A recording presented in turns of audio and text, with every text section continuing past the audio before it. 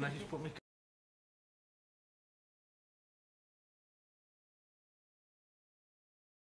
All the day today. Yeah. About time. Right, I'll probably be popping in. Keep an eye on you. Very good. Right, see you later, Paula. Thank you again. No See worries. where I go. Yeah. Yeah. See you later. Yeah. You got everything, Laurence? Yeah, I just looking for a glass of water actually. Never got around. Well, yeah, thank you. You don't want much, does it? Do you want to drink anything?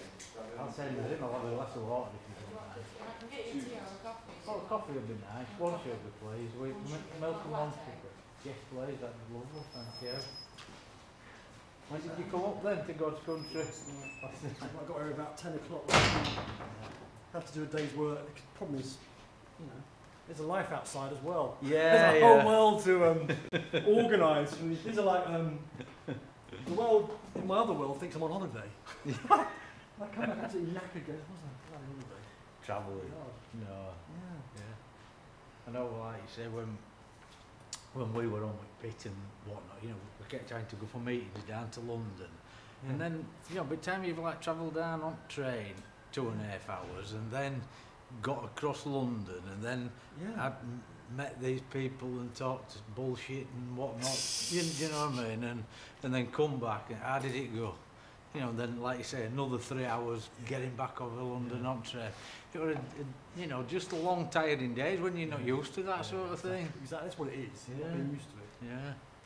You know, Yeah. other people, like you say, they just get on train and they like switch Yeah. off and they're on the laptops. Well, it's and their they never daily routine, isn't it? Yeah, yeah. It's funny, anything out Yeah. of a routine is Yeah, yeah, it's hard work, even a holiday. yeah. And then, like you say, and nobody talks. That one thing I couldn't get over, nobody talks. And when we're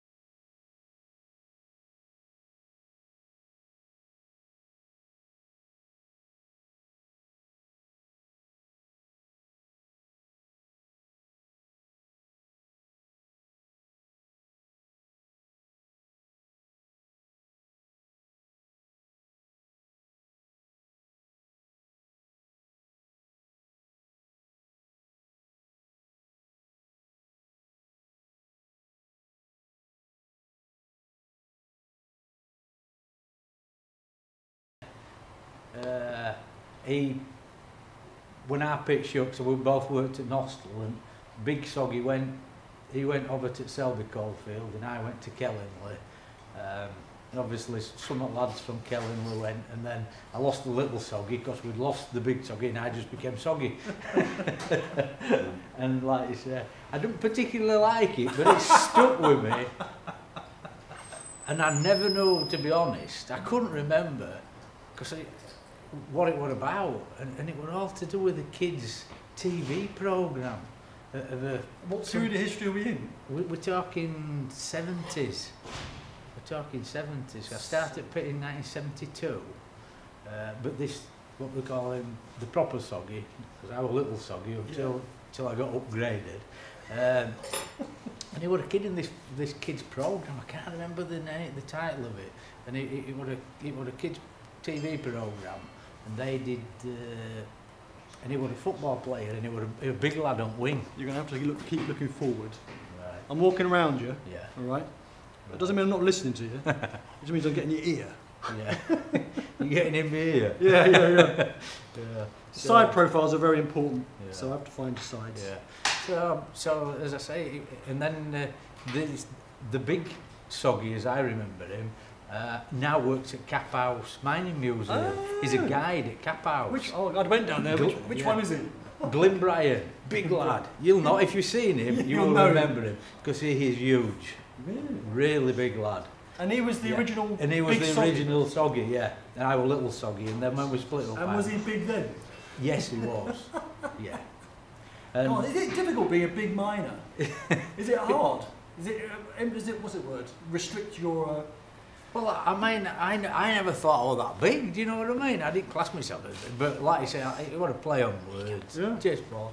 So as I say, and then when I met him at Cap House, and I says, I've a lot to thank you for, Glyn. I ended up with your nickname, and then when we were talking to him, he was telling me how it came about from this kids' programme or this football player, and he could never get in team because he was too big.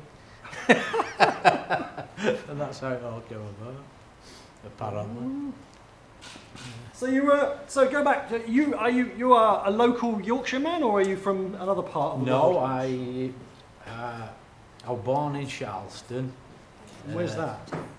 In between Wakefield and Pontefract. Oh right. Yeah. Is that a big village town? No, it's a small mining village, as they all were at that particular time. You know, Charleston, yeah. It had its own pit. But my dad came from Fitzwilliam, because what Bill Fitzwilliam. Oh yeah, Fitz is the son of royalty, isn't it? That's Fitz. right. Yeah. Fitzroy, Fitzjohn, yeah. So, Fitzwilliam. Yeah. So he came from that area, and the nearest pit to Fitzwilliam was Nostell. So my dad worked at Nostell pit. Right. So as you did, you always followed your dad. Priory, Nostell Priory. Yeah, big stately home. Yeah. Because that's all royalty as well, isn't it? Nostell Priory. It was, yeah, it was. In the Wynns family had it. Tell the tale about that as well, because like Nostell was a really old pit.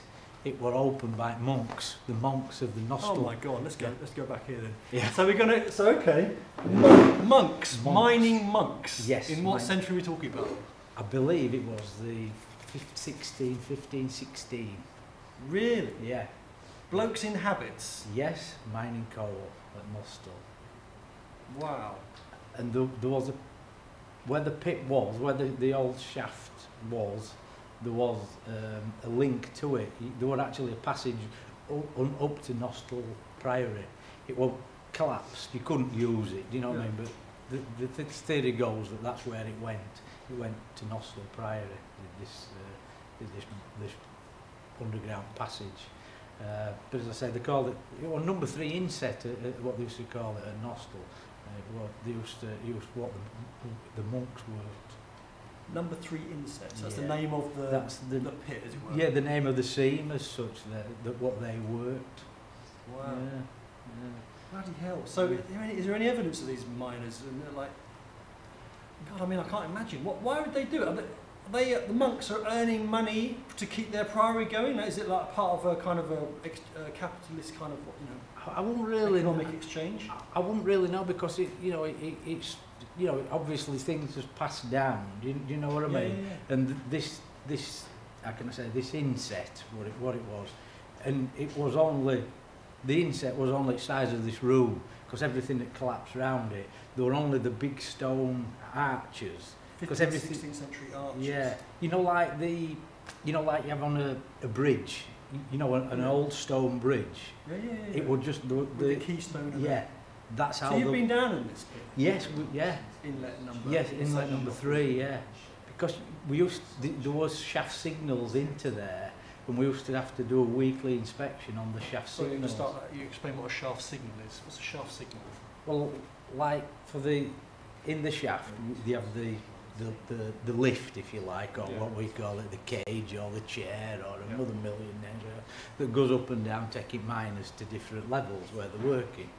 Yeah. And this was an old level that the shaft signals that they used to send to the winding man who operates the rope to lift the cage up, a signal what you send him to lift you up or lower you down or to stop. Because it was a very old signalling system there, because it had never been used for ages upon ages. So, how can I say, like health and safety weren't invented on that number 3 level, and when the cage or the lift stopped at that level, you had to stride across the open shaft. Oh my God! There weren't. Is this a hole in the ground you're talking about? Yeah, you're walking across a pit. Big hole. Like this number 3 level, it weren't, obviously, with it being that, weren't so deep. It was probably about 100 metres deep in the shaft.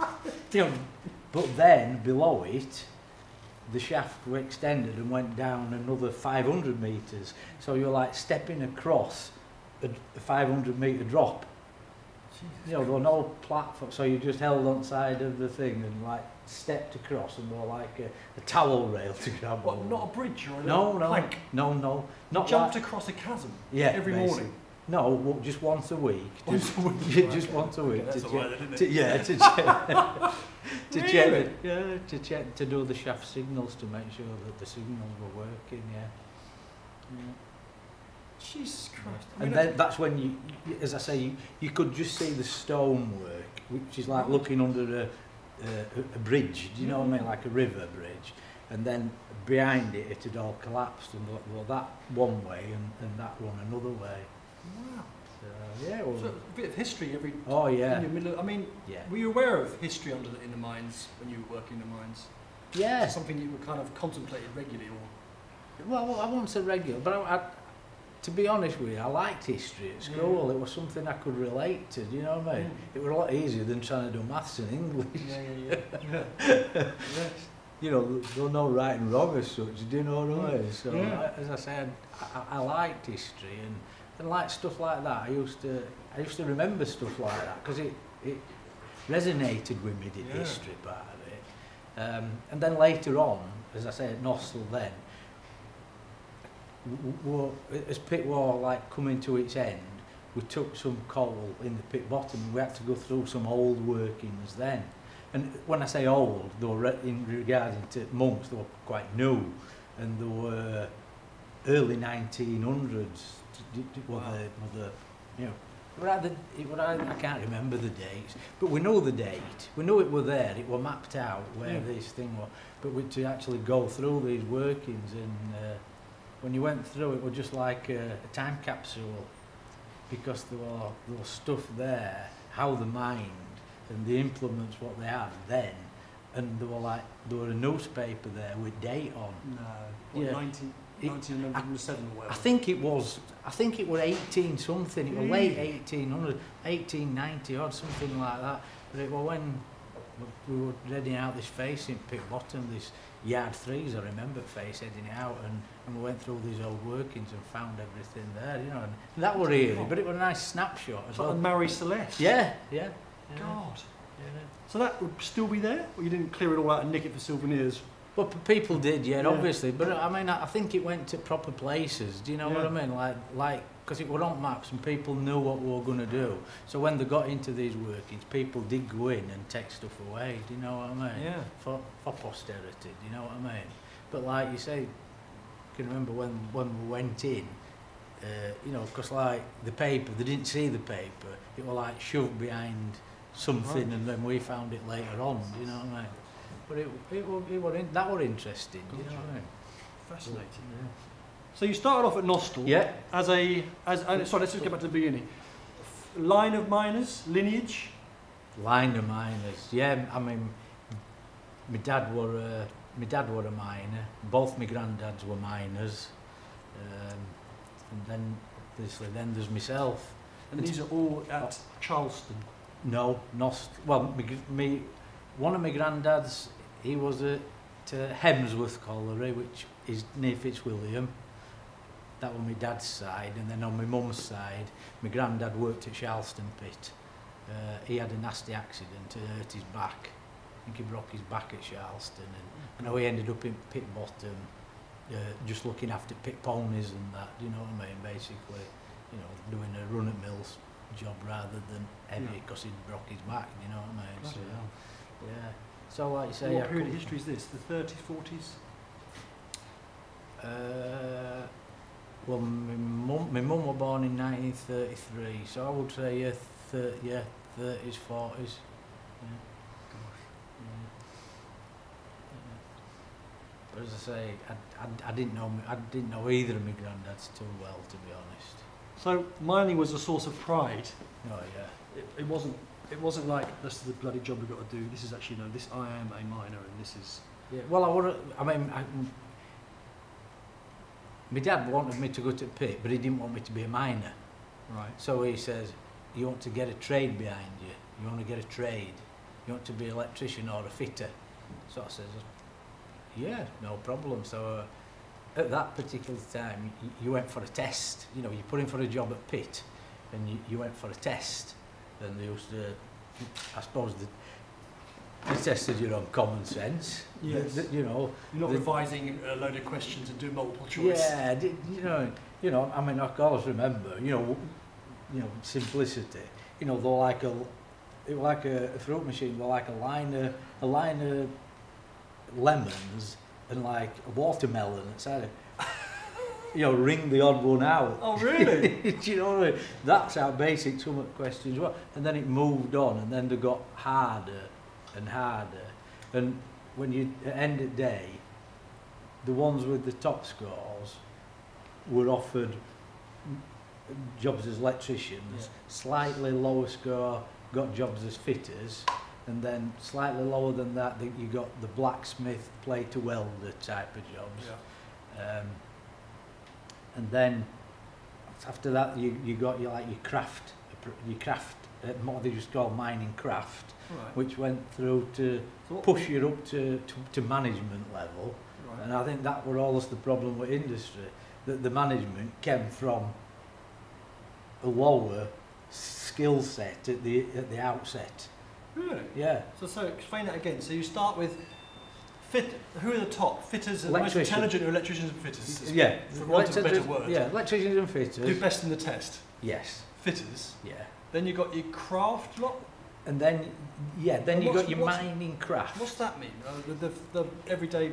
You went to be a miner, but you went to technical college as well. Right. Like we're Whitwood Mining Technical College. Around here, Doncaster had its own mining college. Right.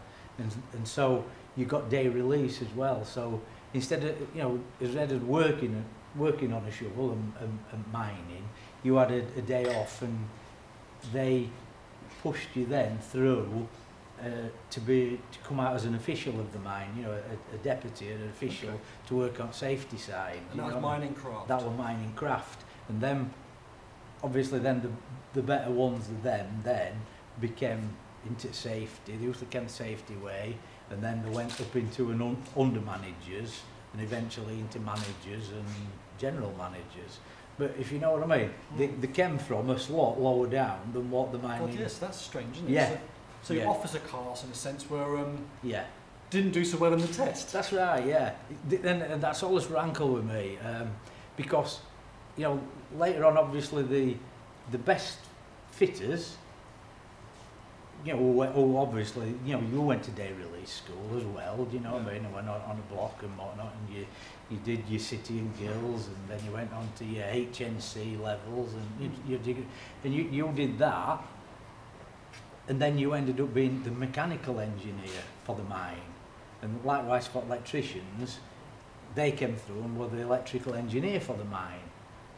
So the top three jobs, if you like, at the mine, well, the manager, the unit electrical engineer and the unit mechanical engineer, who had to make all the decisions, you know, on how you set the mine up and what tackle you used and how to do it.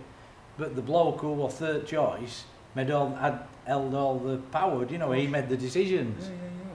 When before times, the electrical engineer and the mechanical engineer, you know, when you left school and did the test, you got more marks than what they did. You were better. Do you know what I mean? Hence a lot of stupid bloody decisions were made by mining side. Which we always get reminding them of. Interesting. Yeah. So it started arse about face to start with. Yeah. And that was a kind of a structure imposed by an outside world, really, an authority. Did that kind of come with the National Coal Board, that kind of examination and stuff? Yeah. Or was it, when you were in private hands, did you have that kind of... Well, to be honest, when we got to private hands, the intake of the miners had diminished, you know, rapidly, do you know what I mean? I mean, when I finished school, I finished in 72, you know, I finished 1 week and started at pit following week, do you know what I mean? But after that time, you know, if there were 35 or 6 in our class at school, obviously half of them's girls, so there's about 17 of us, and you know, there would be a dozen of us all went to pit. You either went to pit, or you went to mill, or you went to wireworks. You know what I mean? Right, yeah. You know, and I can remember doing circuit, doing all tests. You know what I mean, and going. But I know where I wanted to be. I wanted to follow my dad down pit. But I did want to be an electrician, and I did pass tests to be an electrician. So, I mean, my dad was quite pleased with that I wasn't going to be a miner. I'd got a trade behind me. And everybody used to say that the apprenticeships at coal board level were the best apprenticeship you could get at that time. And everybody used to say, do the apprenticeship, which were 4 years, and then get a job somewhere else. And everybody used to say that. But retention rates, you know, I would have said were 90%. Really? Because everybody set off like that. But, you know, there were people who couldn't hack it, but usually they knew before the 4 years they couldn't hack it. You know, and so when you did, you basically stayed there. Do you know what I mean? Cause and it became a way of life. Do you know what I mean? If you'd sort of been sucked into the incredible right. culture. Yeah, really. That's right. Yeah. So the brotherhood takes you over. And yes. Which is the message I'm getting from all these sittings. Yeah. And so, like you say, it's just weird, but that, you know, I mean, and then obviously, when Nostell's shut after strike, because it was just it was a good production pit, but in relation to tonnages, what sort of, you know, Kellingley could produce, it was pale by insignificance. You know what I mean? And so we had choice whether we went to Selby or whether we went to Kellingley, and I chose to go to Kellingley because it was an established mine. And everybody used to say, a mine never becomes a proper mine until you've 2 generations in a mine, and that's all. And I thought, you know, Kellingley's coming up to that now, and Kellingley's starting producing well. I'm off to Kellingley, because if this does all, if there's any pit's going to stay open, it's going to be this one. So I went there.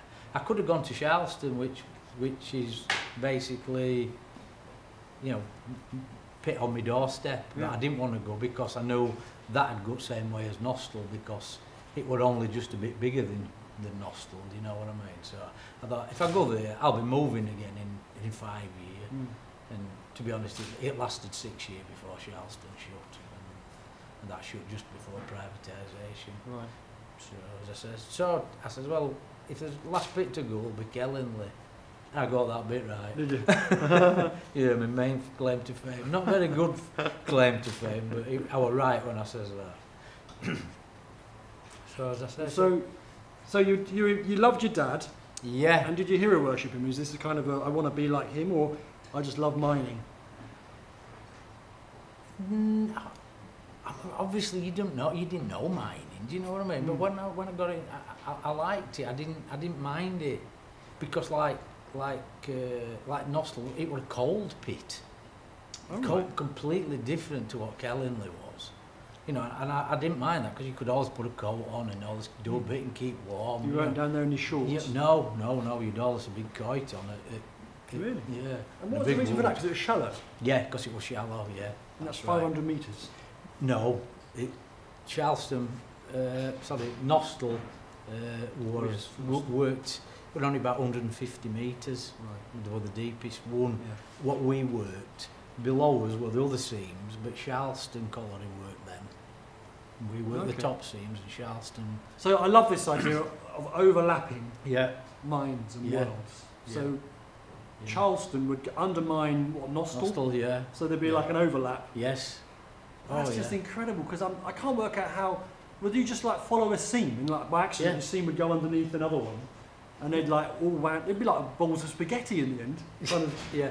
But like I say, they do all follow, you know, because like you call seems come from over west towards Pennines, they're all pretty shallow, and as they come, as the seams, because you know they're all the same, all in the same place more or less.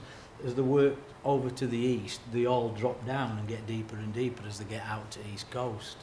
So, as I say, but so like Charleston have their shaft and have their seams, and they just follow theirs, and Nostell had their seams, what they were working, and they just followed theirs, and like you say, we overlap sometimes, and when you overlap, some of the pictures, what I can remember taking, you know, as the forces of nature interact on one another, you know, and the metal girders and everything are just bent like what you're doing with that. You know, they just bend like that. Do you know what I mean? I can remember one particular day we were working on Six's face at Nostell, and obviously Charleston were coming under, and as it happened, end of week, both coal faces ended up under each other, and then they came back after weekend. Well, they asked us to try and keep going over weekend, but they did to an extent, and then after weekend everything was just bent and twisted. So 48 hours, the girders that you were using, all that stuff were just bent like that, just buckled and bent like that with the forces of nature. So the geology down there was dynamic. Oh yeah. It was moving all the time. Oh yeah. Yeah, it's just bloody some fantastic things. You know, when you see stuff like, you know, you'll see a girder, you know, that's that big, that long, and it just gets pressed together. You know, the webbing just bends and it just gets pressed together like that. You know, in a few hours. Do you know what I mean? Crikey. Are we talking about stuff that's actually sandwiching between rock? Between rock, yeah. So you're watching rock squash girders. Yeah. You end up with both forces, well, all, because it ends up, obviously your roof comes down with the weight, but your floor tries to come up and fill the void. Right. And so the like floor comes up. Loaf of bread. Yeah. So the floor comes up and the sides push in, and you know, because they're wanting to fill that void, and that's all the forces as such. Do you know what I mean? So how it interacts on one another. I should be doing this. You got me too interested. Yeah. So if you're left. If you happen to have a packed lunch and a sleeping bag and stay down below for 48 hours over that weekend, what would you experience?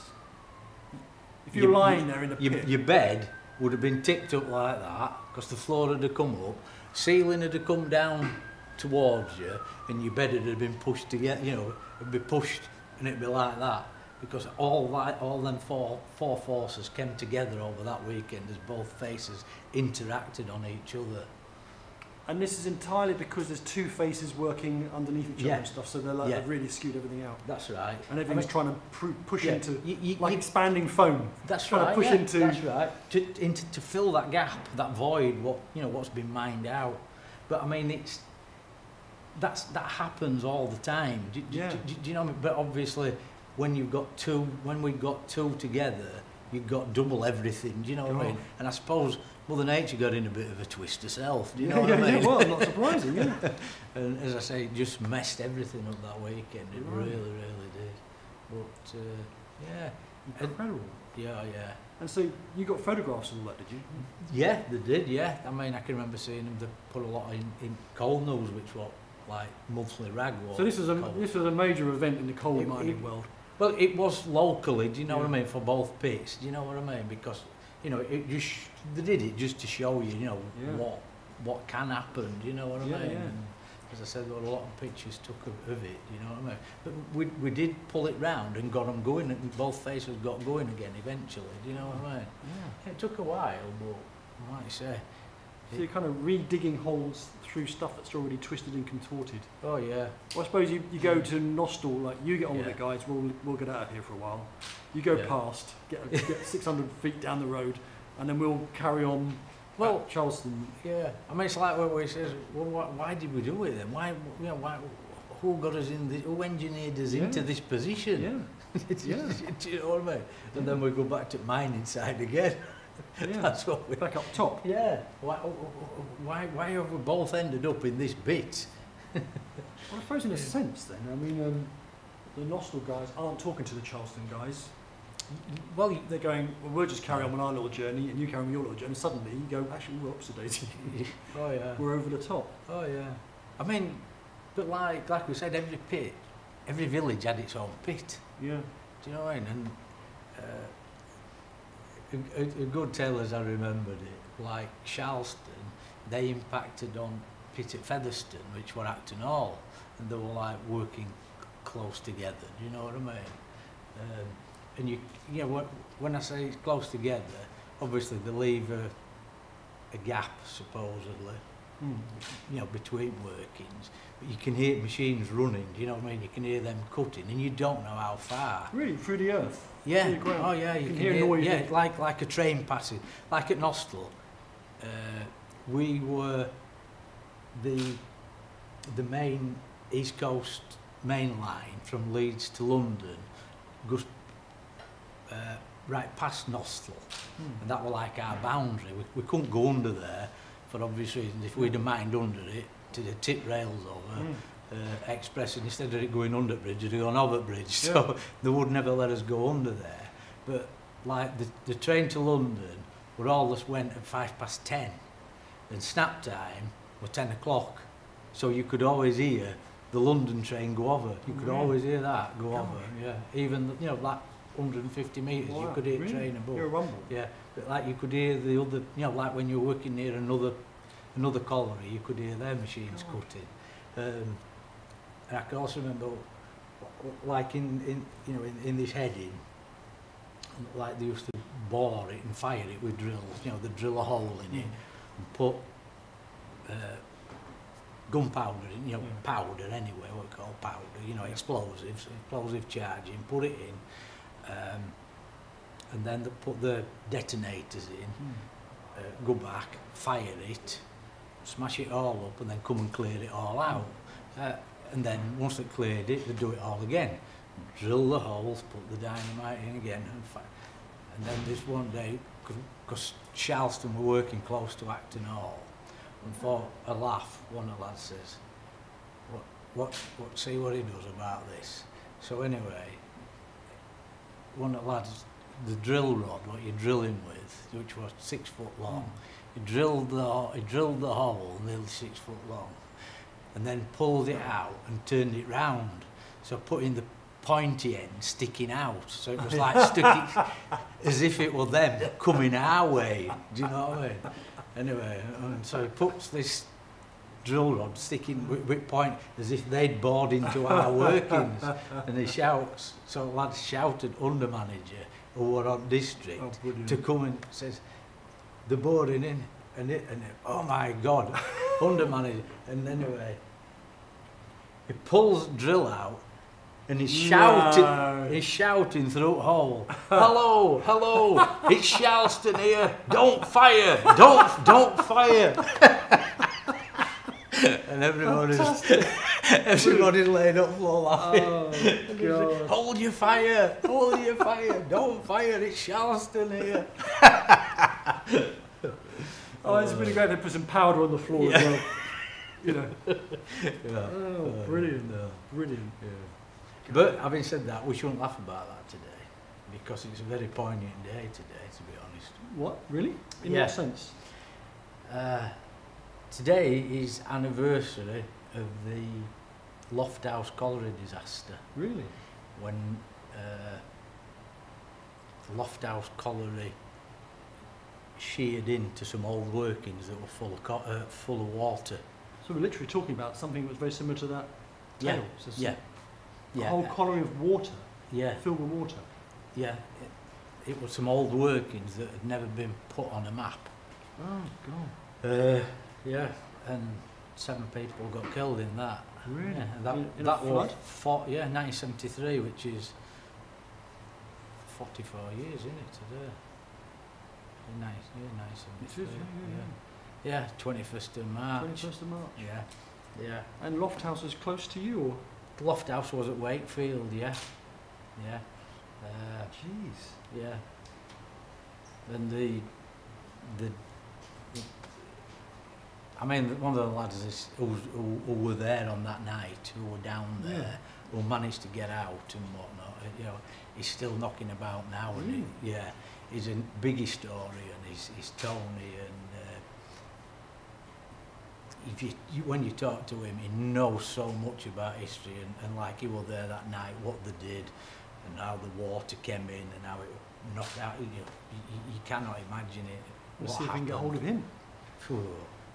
Yeah, Tony Banks. Tony Banks. Oh, I'll tell you what, Tony will sit here and you'd probably make a dozen of them with him because you'd just love to hear him talking about all stuff. Sounds like a must. He is a great chap, is Tony. Absolutely brilliant. But he was there on that night, and he was an official, you know, and which was his, you know, one of his jobs was to get them out, you know, to lead the men to safety, and he to decide which way to go, you know. And you've got air doors, you know, big thick wooden air doors, and you can see them bowing with water, and you know, ready, you know, and it is to decide. Right, which way do we go now then, lads? Do you know what I mean? And as I say, so they led a lot of lads to safety, but 7 of them perished. They never got them lads out. They're still down there. You know, yeah, it's one of the big disasters is that Lofthouse. Lofthouse Colliery disaster. That were like, if my memory serves me right, I think, like you say, you know, how it were all privately owned. You know, all Cornwall were privately owned. Like some devious mine owner sunk their shaft lower down into next scene and worked it out without paying royalties on it, so it was never marked up on a map. So then, they were mining away when. So they were mining into a seam what they thought were coal, but somebody'd already took it. Oh really? Do you know what I mean? Yeah. And so when they got near it, obviously the plug of coal, with the weight of the water and everything, just bust out and washed everybody away. You know what I mean? You know, obviously it wasn't clean water. It was water that had been there for years and years, and the pressure of it just, you know, massive great transformers and machines just got on head of water. You know, went out 400 or 500 meters, washed way down. You know, just you can't imagine it. You know, even being down pit, you know, I can't imagine that. And then, like you said, you know, then obviously rescue teams went in to try and rescue what they could, you know, try and get the people out. But, you know, they kept saying, well, if it's here, you know, like you were on about a seam, goes up and it goes down. If they're here, they're in a pocket of air. Do you know what I mean? Yeah. And they ended up drilling from pit top. They ended up putting a drill hole down to this, what they thought they could have got to this high area, you know, which is would be like in an air bubble, but unfortunately there were nobody in it. How long did it take to drill a hole like that? I couldn't remember, to be quite honest. But I mean, obviously, you didn't go down, they just drilled the hole and obviously dropped something down to see if anybody, but nobody responded, so. Bit different, can you remember that one, not a few years since? Brazilian The Chilean mining disaster, yeah. That was incredible. That was incredible, oh yeah, that moved me to tears, that one, yeah. Well, You it was know, like, how many were there down there? yeah. 120 odd men down there for 2 weeks or something, wasn't it? Yeah, and then, and like you say, and they were well deep as well, weren't they? You know, and then to drill a hole that big and to pull them out. I went to an exhibition somewhere where they had that actual capsule that went down. Right. It was like basically a tube about that, and you could have one man in it. Yeah. They sent it down. Obviously, opened it. Man got in it. Went up like a. Yeah. That was good. That I mean. Yeah. Outcome of that, I'd have never thought that had happened. You know, I can remember because I were on like BBC, our local BBC radio were at our pit, you know, wanting us to give his thoughts of it. Do you know what I mean? And it was just as it happened. First man were out, we were just giving an interview. Do you know what I mean? So we were like commentating it as they were coming out. Really? Yeah, on the telly. Yeah. So it was interesting that, but I mean, take me hat off to them. I never thought they'd get them out. Never. Yes. Jesus. But them's bad times. But you know, if it had all been like that, we wouldn't have carried on. You know, there were lots and lots of good times. These are genuine accidents, and well, the reason they're recorded is because they're rare. Yeah. I presume. Yeah, exactly. You know. Can you just look down? I want to get your bridge of your eyes. Just a bit further, sorry. Got Just it. make sure I'm looking at it all right, 'cause I'm We're doing. fantastically, actually. Well, the sculpture's not, but the conversation is. I was just listening then about the Chilean disaster. Yeah. I gave it a quick Google. There was 700 metres down, Yeah. 3 miles from the entrance, and there was 33 of them underground, 33. or 33 trapped. But to drill all that way down and hit that roadways takes some doing. Must do. They use several different agencies and drills and rigs and all sorts, didn't they? Yeah, and I just thought it was a PR stunt, to be honest, Yeah. at first. I thought, well, they're just doing this to make it look like they're trying. But then when they actually did it, I couldn't believe it. The first one, they missed them by about a metre in the end or something. Yeah, Ridiculous, yeah. didn't Yeah. Sorry, right. Yeah. I mean, my son, he works in that sort of field now. He's into geology. He's a geologist, but he's in the exploration. So he's out in Sudan just now, working in Sudan. But like I don't know, plot out where gold is supposedly in, and then they bring a drilling team in to drill it. Do you know what I mean? To do all the boreholes, and like he says, it's amazing what they can do with the drill. You know what I mean? Yeah. If they're running out of the vein of the thing, you know, they can just turn it and send it another way. You know, not like us when we're drilling a hole in a wall and all. You know, they can steer it even though it's 500 metres down. You know what I mean? Yeah. Because like you say, they drill down and it showed you, and they're like turned corners with it, aren't they?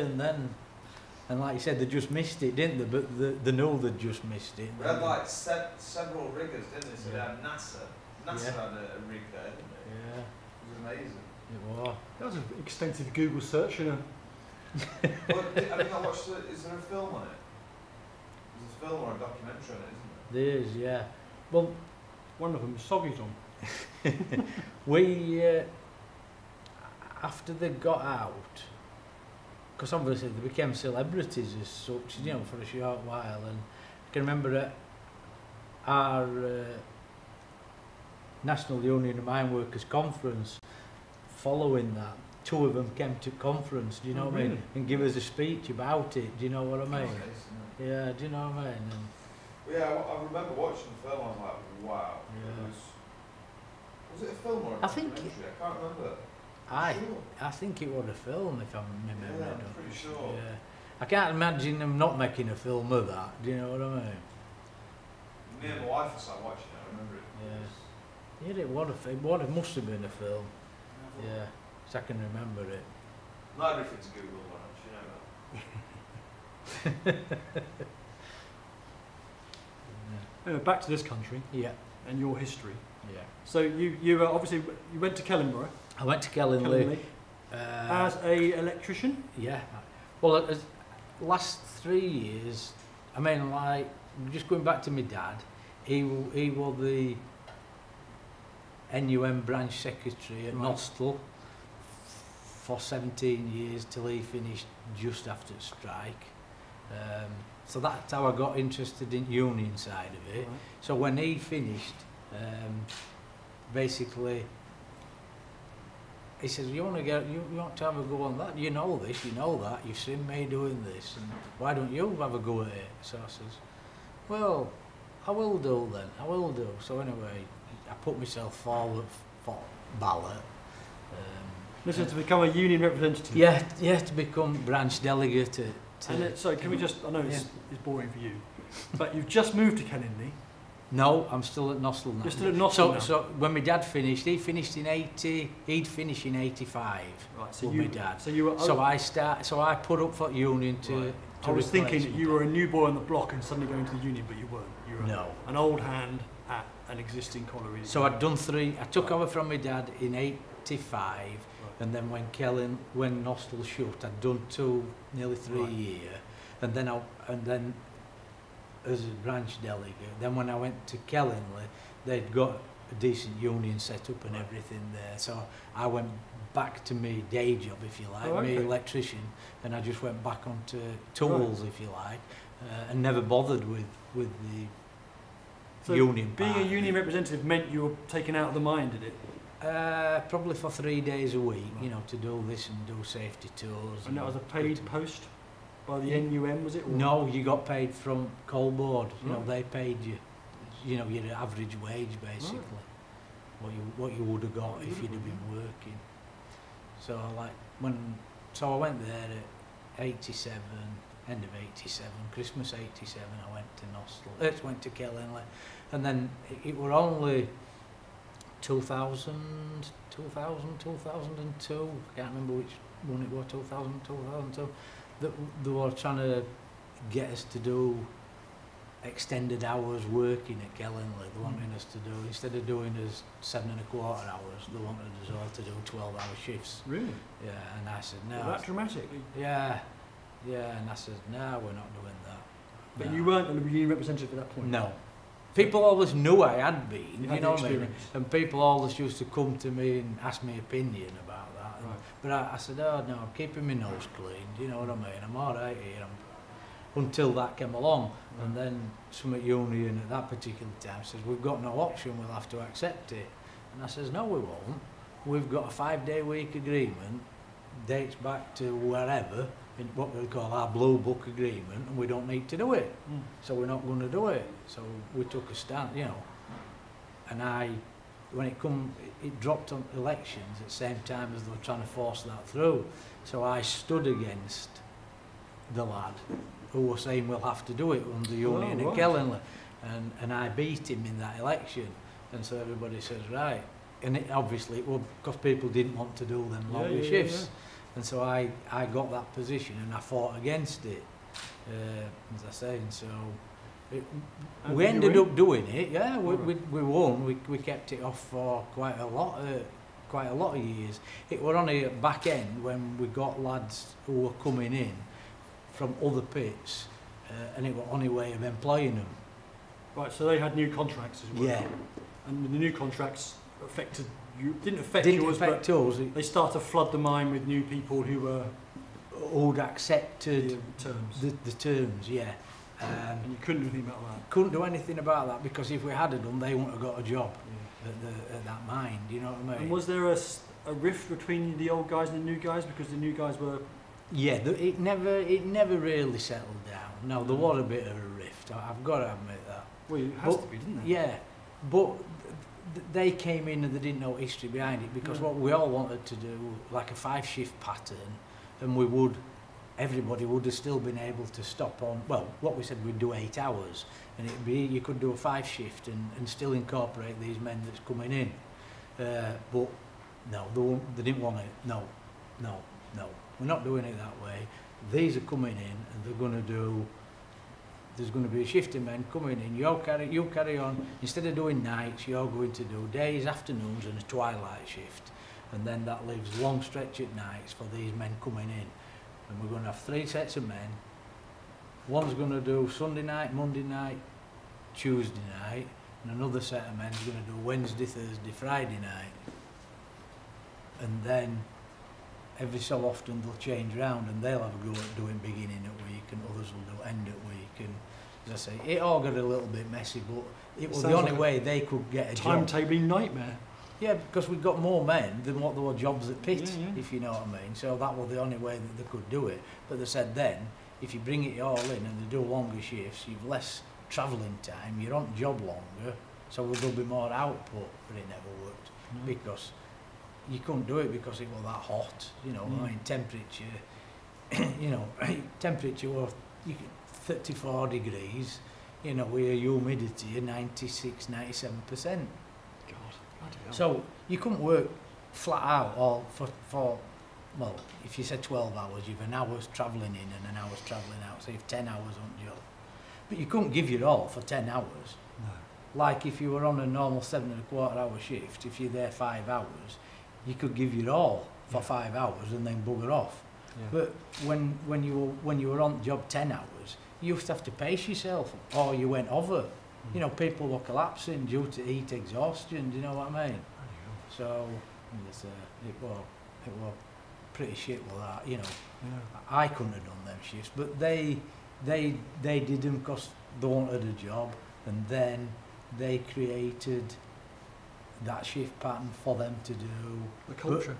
But, yeah, and as I said, you know, everybody got on the end, but there was still what they used to call, because obviously pits shut down, people came in, so they were like Kellenly men, they were like what they used to call Selby men, and then there were like people travel right down from Northumberland, you know, and they were like them. So like Geordie shift, you know, and so everybody had different, it knit it together but not seamlessly is what I'd say. So they got extra workers in, but the production never really went up to that degree, so that didn't help us to some point. So we did end up doing the longer shifts, but it was, I say, well, them who ended up doing them because they volunteered to do them. Yeah. And do you, I mean, because they're on different shifts, when would you see them? When would you meet them? When would you have your kind of... You never did. No. You never did. In the social clubs, or because you never even socialised? No, because they were like with a batch of men that came from Selby, so you know they went their ways, and then with a batch of men that like what they used to come from Nottingham and Welbeck pit as they used to call them, but then they were made up of a batch of men that actually lived at Northumberland, and they used to travel down and stay in digs. Oh, really? Yeah. They used to travel and stay in digs. God, it really became quite an itinerant business. Yeah, because, you know, you can imagine, like it's 100 miles from Northumberland, so you can't travel 100 miles, do a 12-hour shift, and then travel 100 miles back. But you're not relocating and moving down here, not like people like John Tempest and stuff who were... No, because they wanted them at that time to come in, but like you say, and they used to, you know, basically help you with your mortgage a little bit and or find your housing and whatnot. But then with these lads, you know, these last ones, they never bothered. You know, they weren't that bothered. So, as I said, they just got them lads wanted to do 12-hour shifts. Then they'd only 3 shifts to do. Because they were staying, and then they go home. Do you know what I mean? So it worked for both sides really, to some degree, do you know what I mean? But obviously they would have much rather been on a 5 shift, same system as what we were on. Do you know what I mean? But unfortunately it just couldn't happen for logistical reasons and for number of, you know, there weren't enough hours in a day to get people employed, you know what I mean? So yeah, so it did cause a few arguments. Yeah. And as mining term goes, it were always other shift that made it a mess. Left it a mess. Always other shift.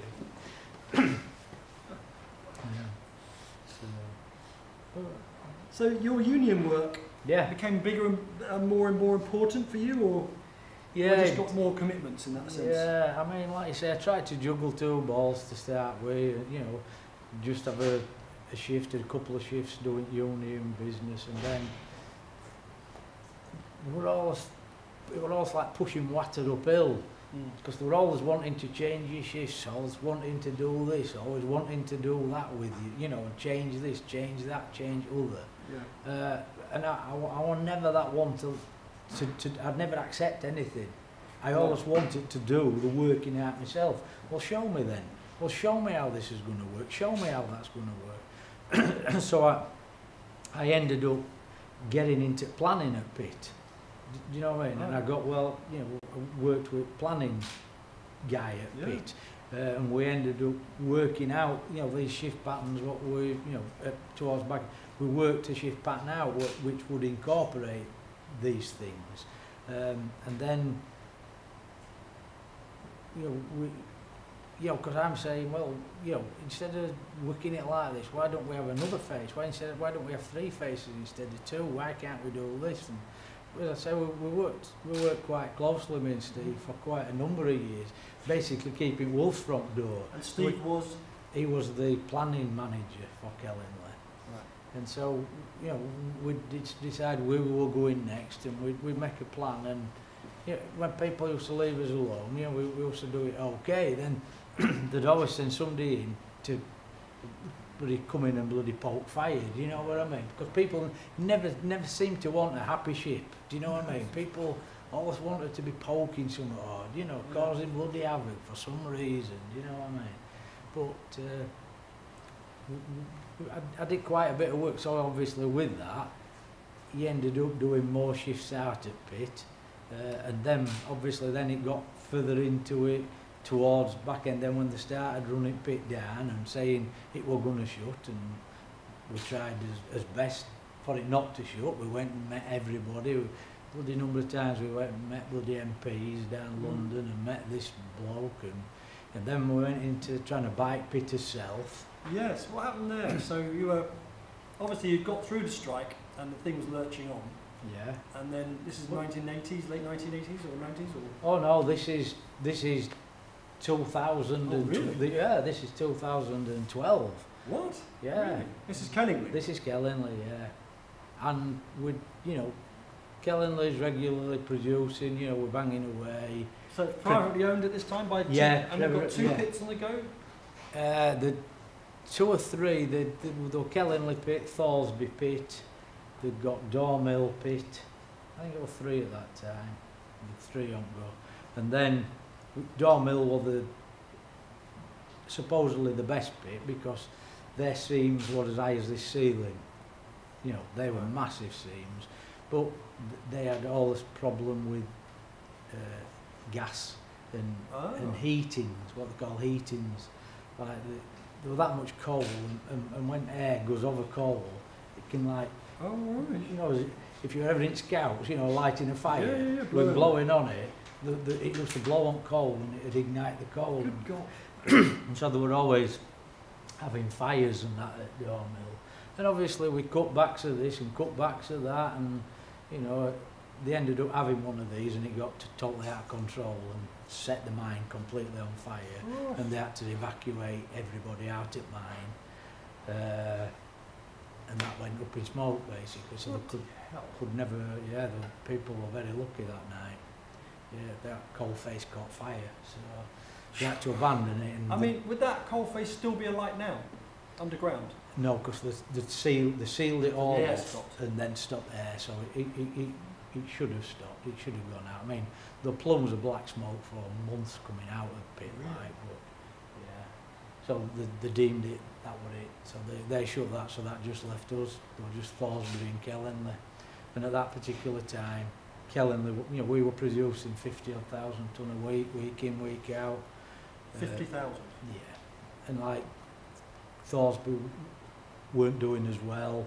Thorsby were a lot older mine, you know, it was a nostal mine sort of thing, yeah, in terms of infrastructure, whereas Kellinley was still modern, you know what I mean, in relative terms, you know, and so we knew what were coming, because Kellinley were making money, that weren't, and they were hand to mouth all the time, and they were taking money off us, saying, right, we'll have to change your pension scheme, we can't afford to pay your pension scheme, you know, we're going to do this, you're going to have to take a cut in this, a cut in that.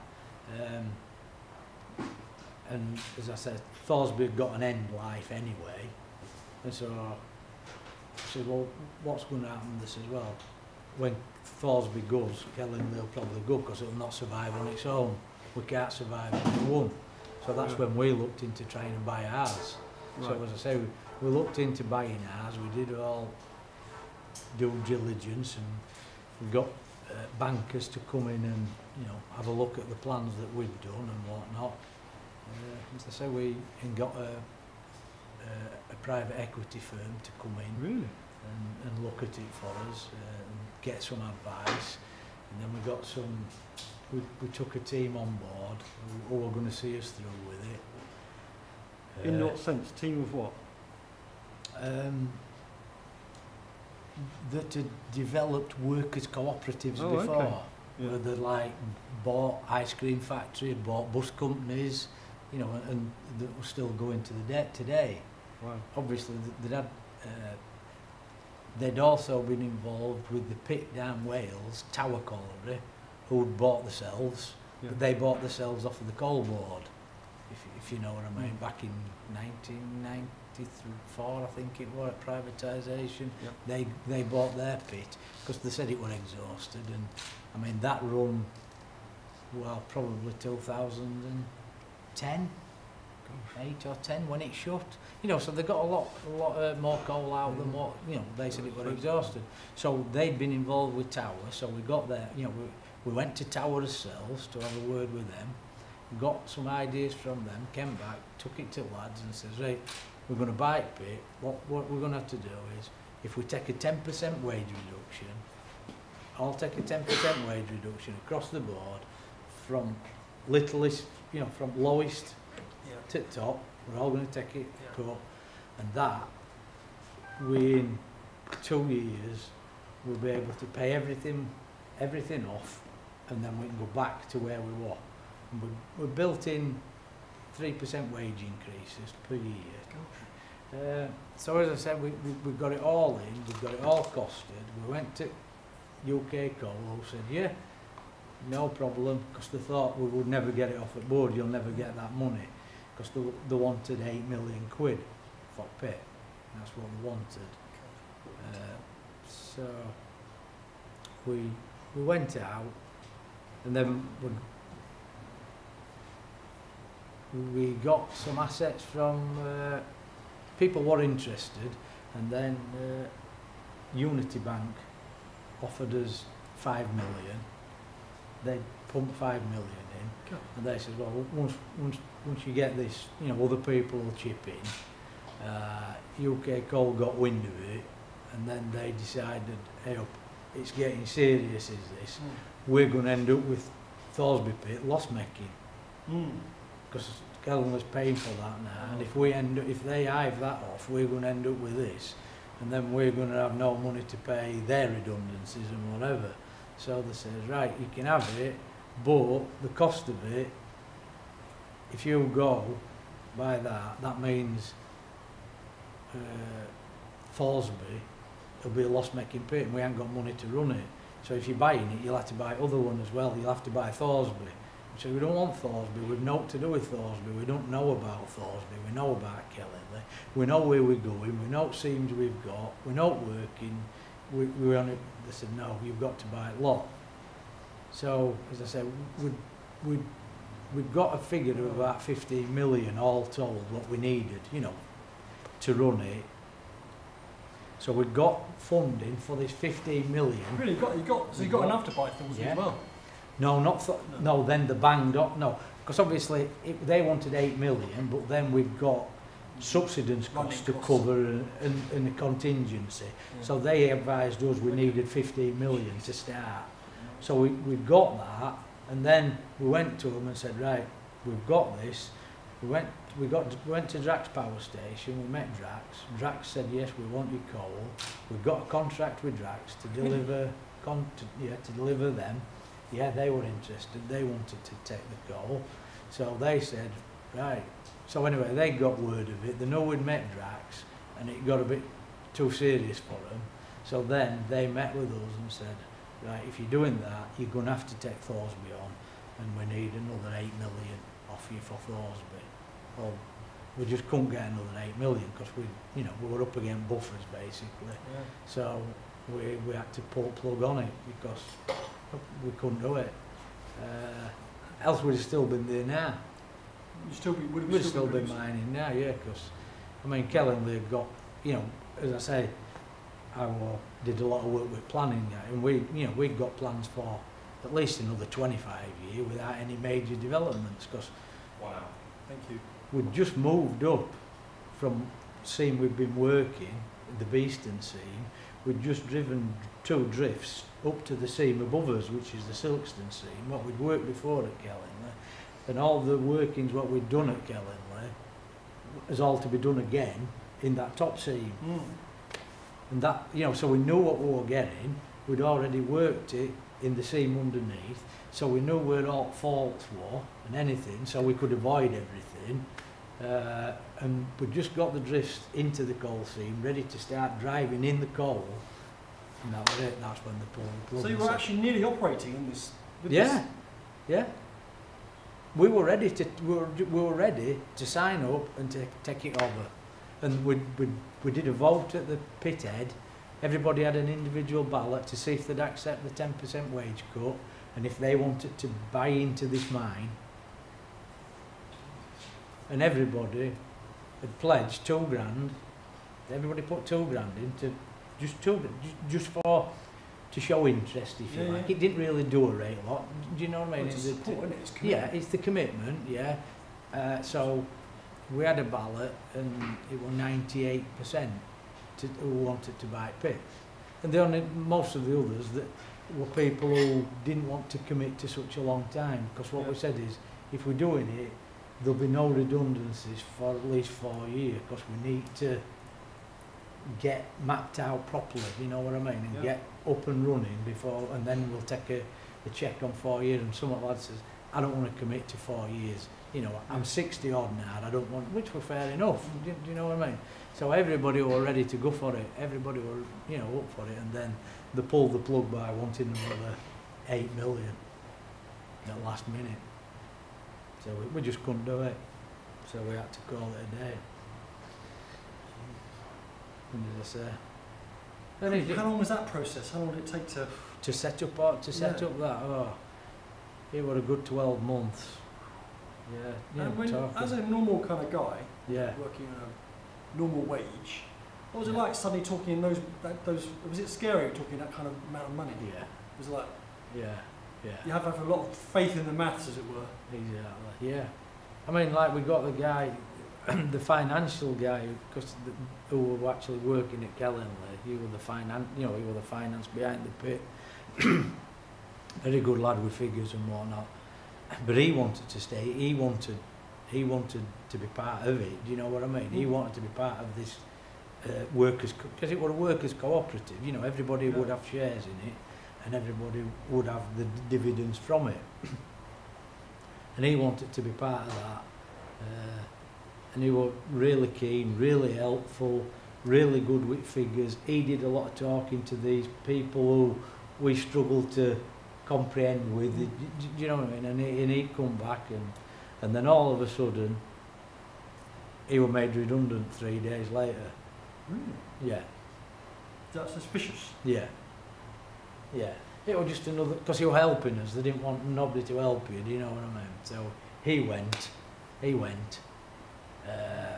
and so we, you know, after that we were struck, but he says, don't worry, you know, I can't come on premises, they've stopped me coming on premises, but I'm still, you know, I'm still here if you need us, come and see us at home, or I'll meet you somewhere and we'll go through plans together.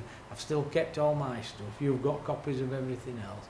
And we you know, he still kept going, you know, and he kept pushing it on, and we kept doing it, even though he'd been sidelined, you know what I mean? And he got warned off.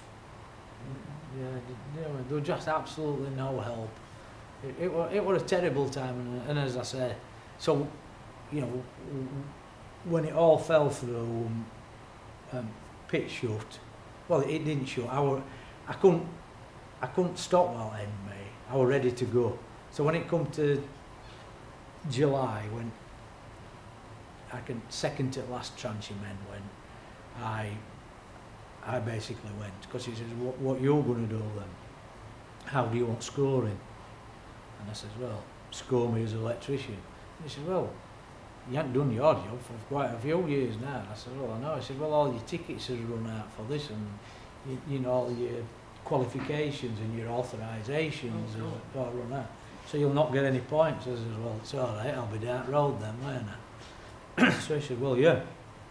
I said, it don't bother me, I've had enough.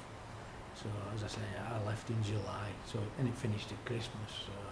But at that stage, I was so mad, so angry, so frustrated, and I got offered a few jobs. Do you know what I mean? What I want, you know, because obviously I'd done lots of radio stuff, I'd done lots of TV stuff, I'd done lots of meeting with other mining firms and mining companies who, you know, were going to supply this and that. You know, and I got quite a few job offers, but I wouldn't have wished myself on anybody at that stage, because I was so mad, I was so pent up and frustrated that it had all failed. Do you know what I mean?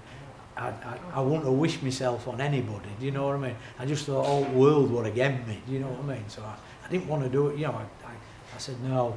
So you're the prime mover in the whole operation. Yeah, basically. Yeah, I think that's a fair way. Yeah, fair. Well, you were the guy that was. Yeah, driving it. Yeah. And it was really sad. Yeah, it was. You know, and like you say, I know what, well, you know, you know writing what I'm doing. And, you know, I've been at a closing pit before, and I know what happens.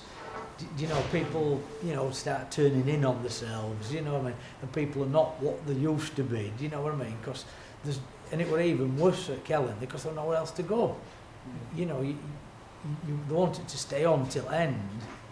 You know, and people were doing things to get the name out there so that they'll keep me rather than him. Do you know what I mean? Which is never what I've been. It's all as we've been in it.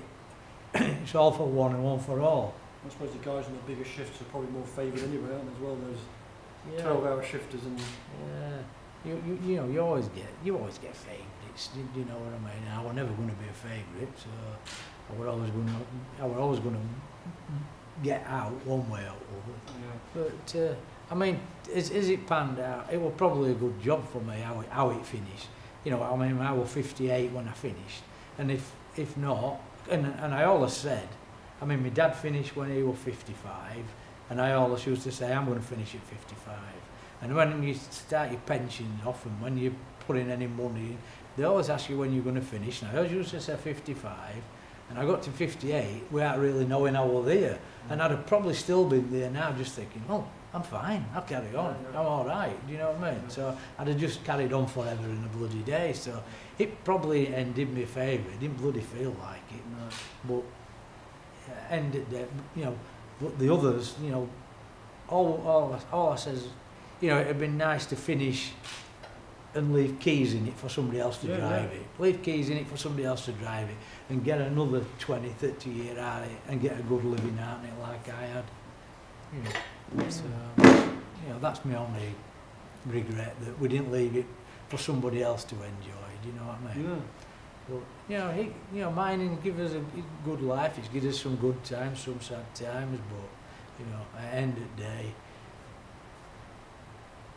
it's different when you're a union official and looked up to, because you can't have that same laugh.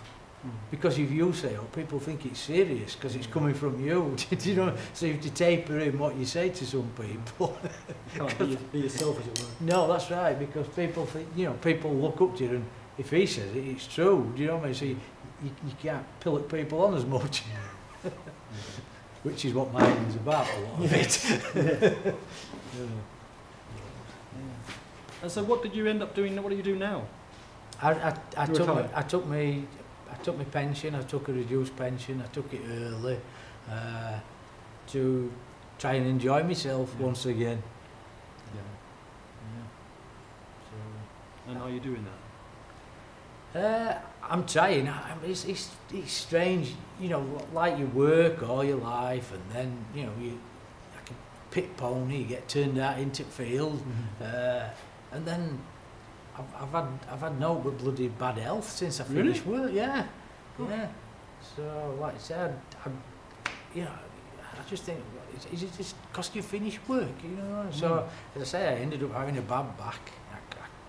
My back was bad, and then I ended up going, and then I collapsed, and I thought, Jesus. So anyway, they rushed me into hospital because I collapsed, and then they found a tumour, and I had to go have an operation to have that out. As I said, that everything's looking okay. I just went for my 3-monthly test yesterday, and everything's okay with that. And like he says, doctor, stop dwelling on it, get out and enjoy your life. Do you know what I mean? And I said, yeah, you're right. I said, that was my idea, but unfortunately, people's had my body's had other ideas since I finished. So I'm really looking forward to a good summer. We've had a bad winter, so I'm looking forward to a good summer to get back at it. To be honest. But mine has been good. It's been good to me. Yeah. Well, like you came with your mates, and they're an incredible crowd of people still. Obviously, you still talk to and meet. Yeah. It's like no other. I mean, you can never, it's never going to happen. It's gone forever. That's why you're here doing this. You know what I mean? That it takes some believing that it's gone.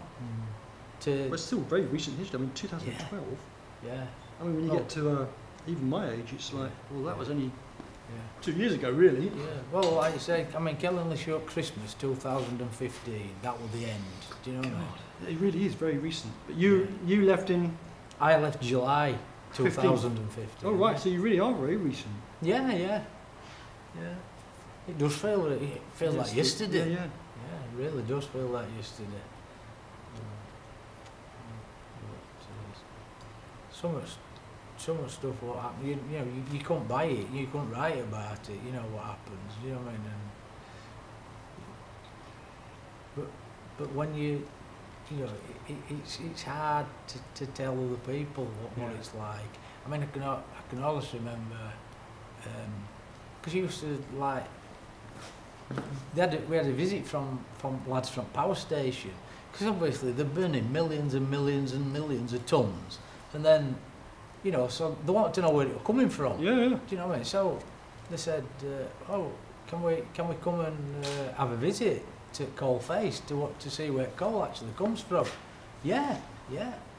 So anyway, lads came, and they came through, and it weren't really good conditions when they came. It was pretty poor actually, and the lads come through, and they were absolutely shattered when they came because it was hot and sweaty, and they came through.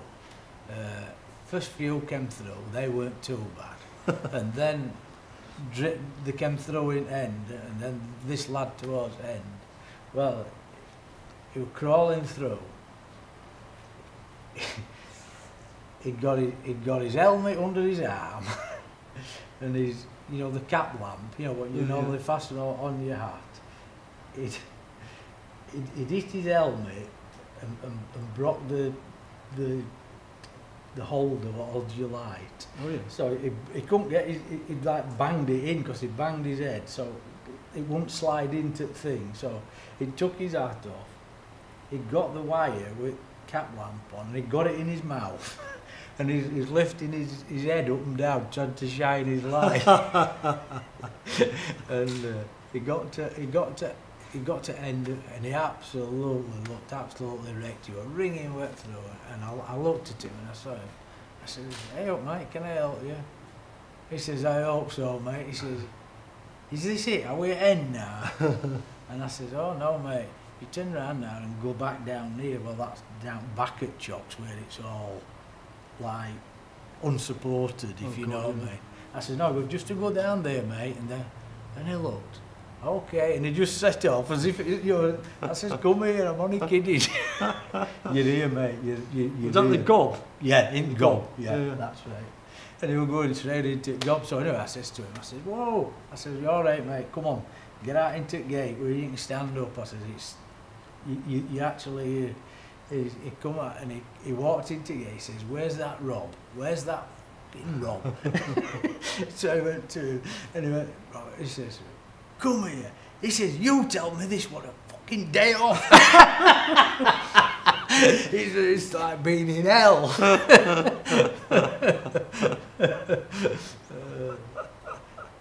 The day off. He said, "I'll never come down ever again." He said, "I'll burn as much as you want, send me as much as you want, but I'm not coming again." Were they kind of executives then? No, Management? no, they were workers from plant. Wow, Yeah, who actually burnt it. fascinating. Brilliant. Yeah, so yeah, it was good. I also remember that. It won't tell me it was a day off.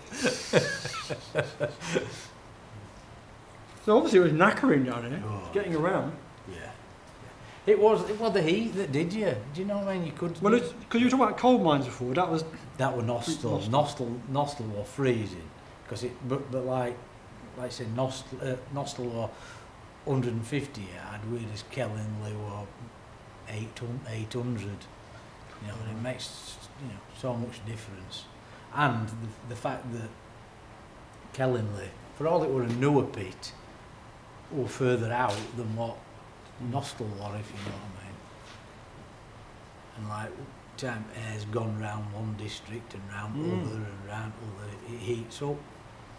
So it's really it's the heat and the humidity that does you, because you can't sweat because you're that wet. Do you know what I mean? And then you just end up like dry and thinking, and then you start going blotchy, and then you know to pack in, else you're gonna go over. What's the blotchiness? I don't know, but it was just a symptom of dehydration. That your skin started going blotchy and you started itching, and when you got to that, you knew to pack in, and if you didn't, you know about it because you just keel over. So if you're in the middle of a shift and that was happening, you were within your rights to get off the shift quickly?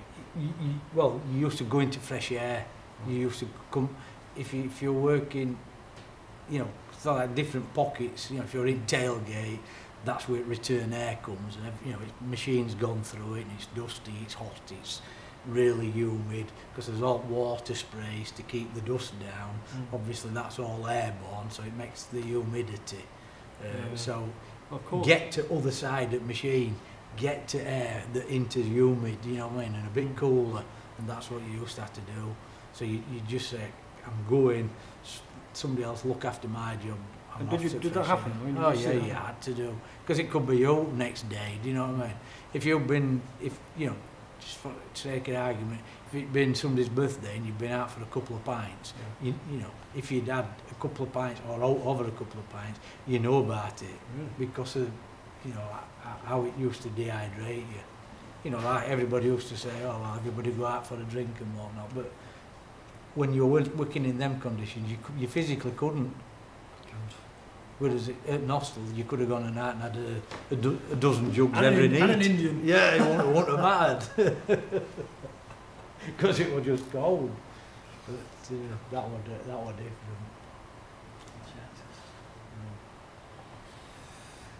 Can't imagine it really. Can't picture it. Well, unfortunately, I can't take you down. Well, I've been down a calf house, but it wasn't hot. It wasn't warm. No. I mean, cap house is, as near as you can get to a Nostell. Right. Yeah, that's how it was. I don't suppose if it was a hot mine, you wouldn't be able to have it open to the public, really. No, you wouldn't, mate, no. And you know, it's dry as well, isn't it? You know, you know, like Of course, water. I mean, people don't talk about water. In fact, water is a big feature of mining. Yeah. Oh, aye. I mean, like most of the pits round here, you know, round Wakefield area, Wakefield, Leeds, and that way on, and going out towards Cap House. Nobody wore boots. Everybody wore wellies. You had to wear wellies. Do you know what I mean? That was how it was. Because there were lots of wet pits. You know, lots of them had water in the name, like water egg and water. The war, very wet pits. Lots of them. And like I said, lots of people never ever wore boots, just wellies. Yeah.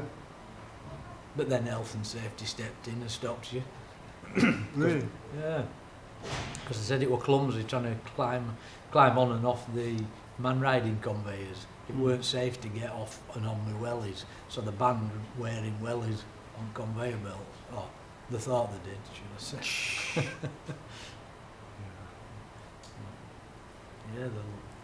Yeah, I mean, like Nostell were quite a wet pit, but it wasn't wellies all the time, but it was quite wet, whereas Kelletonley or dry, apart from if they eat any water, do you know what I mean? Yeah.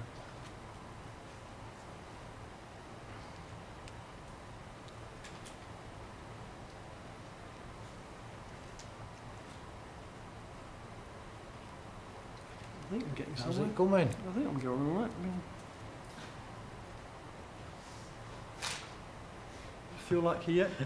Yeah, it's a bit strange. I know. Yeah, it's a bit strange. I never thought I could do it in 2 hours, but and at this stage I think, oh hell, I'm never going to get there. Conversation starts to run dry as you start to panic. How much of that have you swallowed?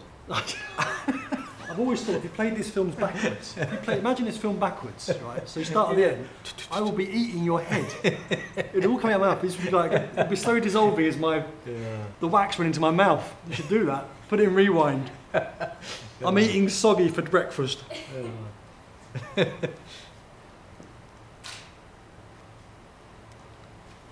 Well, that's what I say. If you're having a bad day, put your wedding video on in backwards, don't they? And then you're running out of church, meet your mates and go to the pub.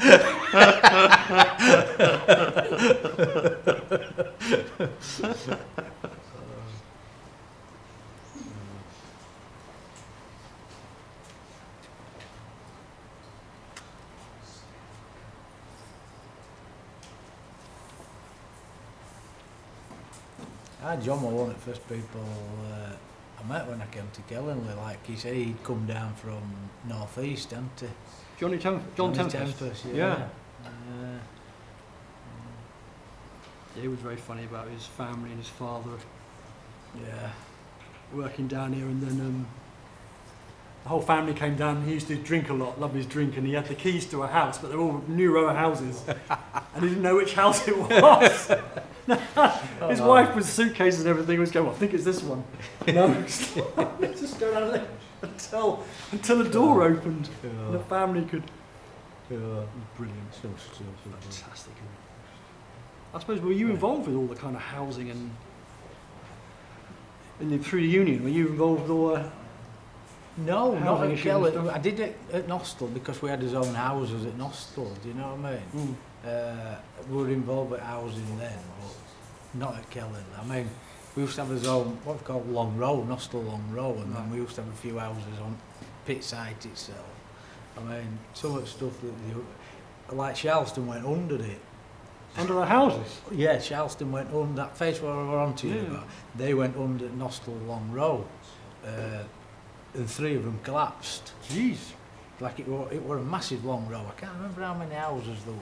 There were probably 50 odd, all in the long row. And then Charleston went under, and they had to knock 3 down. You know, they had to demolish 3. So everybody said, they won't put rents up now, we're semi-detached.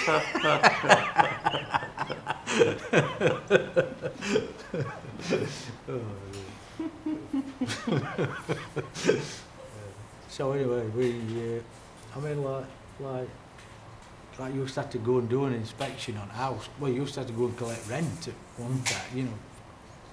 But we went down and, as I said, banking had moved on a little bit, but we didn't actually collect the rent then. But you used to have to go and do an housing inspection, you know what I mean? And when I went this particular time, it was when these subsidence were happening, and it was one of these three houses Half an hour. that were Cheers. where Headley lived. And he says, he said, "That best come and have a look at my house, it's tumbling down." Is it? I said, "Aye, all right." And I'm thinking, I bet it is. So anyway, I said, "What's that done about it?" He said, "Well, I've done best I can, Anyway, when we went and looked at it, I said, "Hey, look, let's get out, it's tumbling down. Anyway, I went in, and like, he'd just done what you'd do at pit.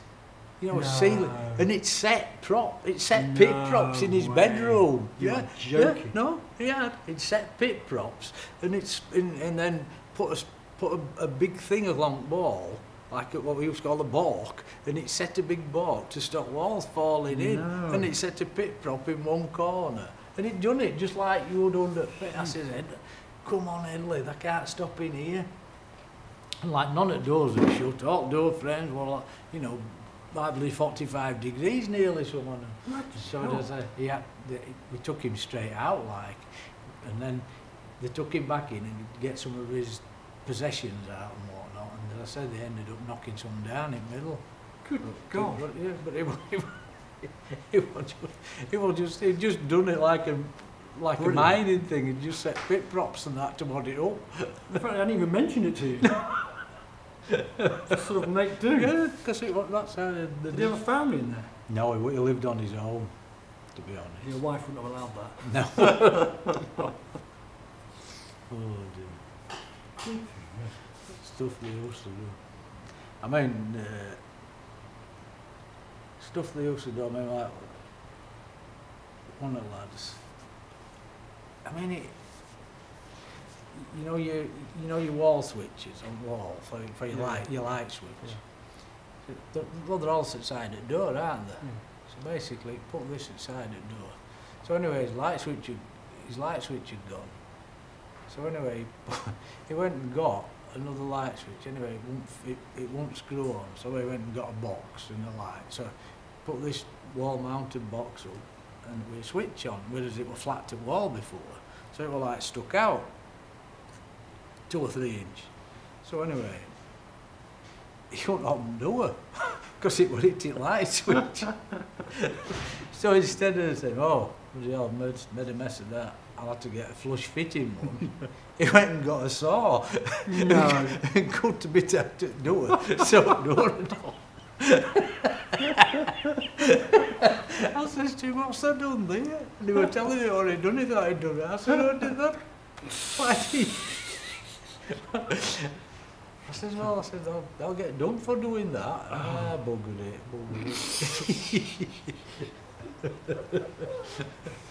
Fantastic. Those characters are amazing, aren't they? It's unbelievable, someone. So why were you on rent collecting duty and stuff? Were you as a minor or? No, when I were on the Union at Nostell for the last few years. Yeah, I mean it was pretty poor actually, because like when pits were shutting, they like sold houses off. Yeah. But they didn't at Nostell because they didn't. I mean it was so bad. The houses were old, but they didn't. They weren't connected. You know, I mean, I'm talking 1987. They weren't connected to sewers. Really? No, they were like an open sewer that used to run down Pit Lane and into. No. No, What, yeah. in the 1980s? 80s, yeah. So they weren't connected, so they weren't, you know, obviously they'd caught it up with it then. So they wouldn't let them sell them. So when pits shut, they knocked them all down. But like a lot of them in next village, like at Charleston, you know, they sold all theirs off. You know, you got like, they sold all theirs, and you could either buy one for, if you bought one on Long Road, they were like 300 quid. If you went onto Main Road, which were a little bit better, Crossley Street, they were 350, and then there was some on High Street as much as 400 quid. Yeah. When was this? 80s. No. Yeah. And so they, you know, like people bought them then, and then obviously people then, as pit shut, then they all moved off. You know, most of them moved out of village, so they like sold their houses. Yeah. Obviously, you had to sell it for much to make a bob or two, have you? Right. So they ended up like they're all like they've sold them for it, but like people haven't moved into them. They're all to let. So like the village changes every bloody week. Do you know what I mean? It's just all to let boards. Do you know? People are moving. There's no community left. Nobody knows anybody in village anymore. You know, in New Charleston, because they're all different and they're just all buy to lets. You know, people moving in, moving out all the time. You know, so there's nothing as a community. It's just hollow. There's nothing there.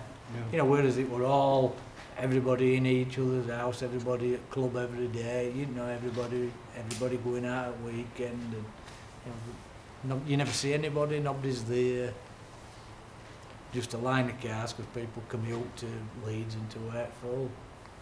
There's a community left anymore. And you still live in Charleston, do you? I live in Castleford now, actually.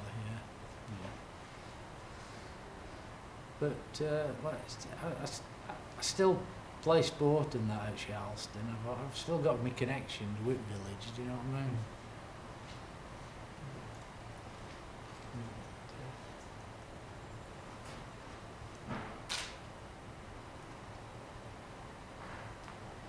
You're too animated. Your face changes expression too many times.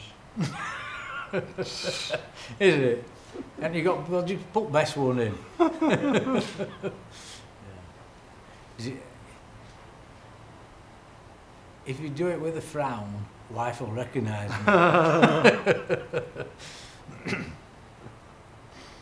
I try to laugh, but You do. it don't always happen. There's a lot of laughter lines, I can assure you. You obviously laugh a lot. I like to. So you're still down the pub and stuff, and that sort of social life, that sort of... I mean, like, I try to do, but like, I've just been curtailed since we've had since pit shut, you know, with my health and whatnot. I mean, we still meet on on a Thursday and on a Friday at Kellingley Social Club. We like run a help surgery for people, you know what I mean, that's, you know, still got claims outstanding or wants to put claims in for industrial injuries and illnesses, what's developing, you know what I mean, as people get a bit older, you know, and helping with these personal independence payments for people, you know what I mean, which rules keep changing with that, you know, and like people, those older people that's dying, and you know, with pneumoconiosis and helping widows to get what they're due to, and like I say, it's a surgery which helps them out, and basically it keeps us together as well. You know, so, you know, we still meet and have a bit of crack about how it used to be, and put world to rights, and have a crack about how good Newcastle and Sunderland is at football. But you know, it's a two-way thing. You know, we do help people, and it keeps us still together. But you know, do I miss it? I miss it like hell. I really do. And that's why I say I'd have probably just still been there now. Because you lose all track of time when you know, it's like you when you're doing this. Do you know what I mean? You just lose track of time, and you know, you just got used to putting alarm clock on. Yeah, the alarm clock goes off, you get up, you go, and then you come back, and then you do it all again. Yeah. So,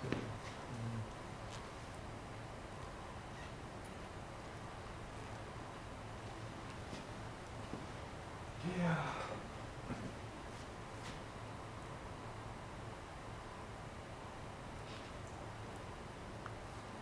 So your son is not working in this country, or? no, he has one of these fly-in, fly-out jobs. As I say, he went to Cardiff University. You know, and passed out as got a degree in geology, and as I say, he likes the exploration part of geology. So as he put it, he says, "While I'm young, I'm gonna see the world."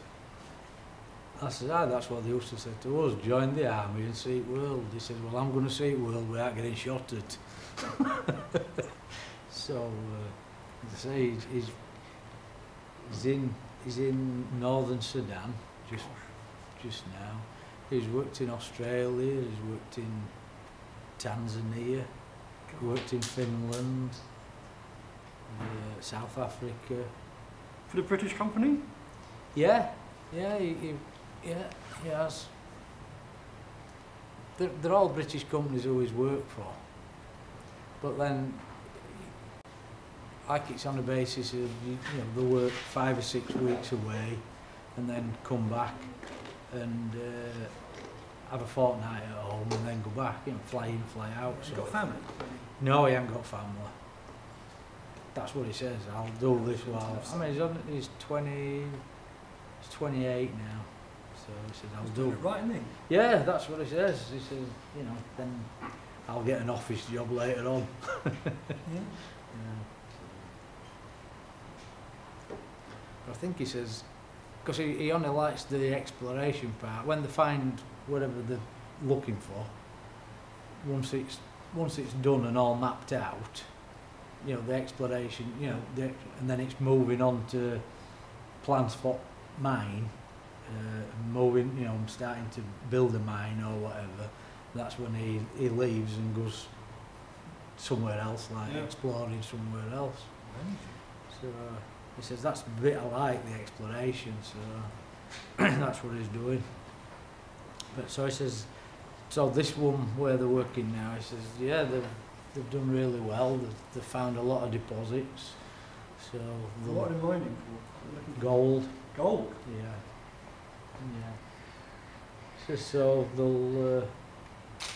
This will be moving on to the next stage shortly. And I think he says he's going to Ivory Coast next. I think it's Ivory Coast where they've got a next parcel of land what they bought to do the same there. He says I love it. Yeah. And he loves different different people and different it's totally different to what I thought he'd be, to be quite honest. And I said exploration, and I mentioned Coyle, don't want to know what to do with Coyle. And I said, well, you couldn't follow me anyway, so I suppose it's as near as you can get. Yeah. It's at least it's into mining side, isn't it? Even if it's the exploration. It's very, very close. Yeah, so he's followed in my footsteps. Really? Is he political? Yeah, he is. He's very like-minded. He don't suffer fools gladly. He's very sharp. He's very quick on uptake, I must say.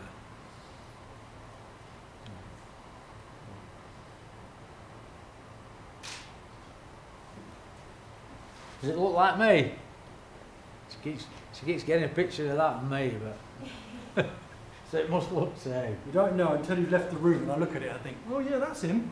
It's very, all I see is the stuff that doesn't look like you. It's ridiculous. Have you done one of yourself? No. Well, when I make sculptures, I make men without models. And that's what I have. I'm working the room by myself. Yeah. And they do end up having my character. You can't help it because you're not copying anything. But Right. you must be so familiar with your own face, body, whatever. They end up having your own characteristics. It's very off-putting. They go, looks just like you when someone walks in. Does it? Really? You're joking. So it's quite nice having someone to copy. Next one will look like you.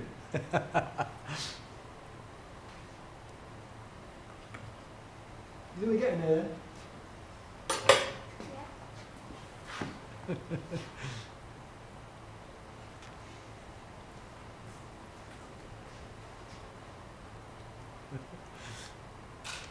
You've never been to photograph since your wedding day, have you? No.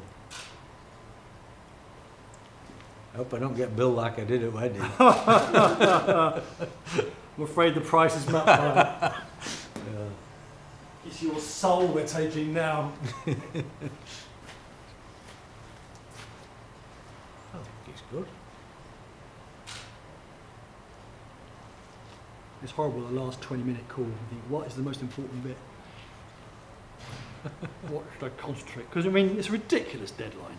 2 hours, it's just, you know, it's stupid. Who set the deadline then? Yourself? No, the council says, oh, you can do, you know, All right. do a portrait. So I'll do 12 portraits of miners, and I'm thinking I'll do that over 3 months, 4 months, 5 months. And I said, oh, well, why don't you do, 3 a day, and we can do a live stream, and this, that, and I said, what? You're They joking. can't fill a pot island in 2 hours. Yeah, exactly. There's plenty to go at.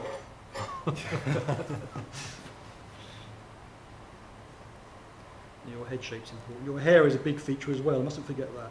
Sculptors don't like hair I don't know. because it's not shape, it's not form, it's not material. It's not. It's, it's just Yeah. hundreds of little filaments. Yeah. Well, I say sculptor. I don't like it. A bit like you on the So- next shift. Guys on the next shift. I don't meet many sculptors.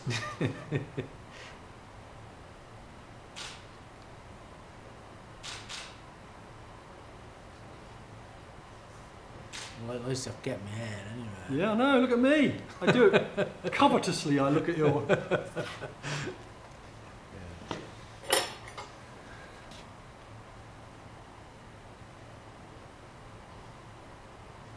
Is it just wax that? Yeah, it's a special soft wax.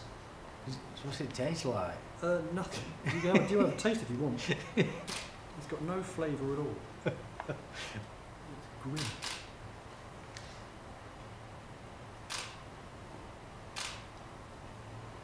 The way he's just stabbing his eyes while I'm taking photos. I can feel it. I can feel it. It's a voodoo.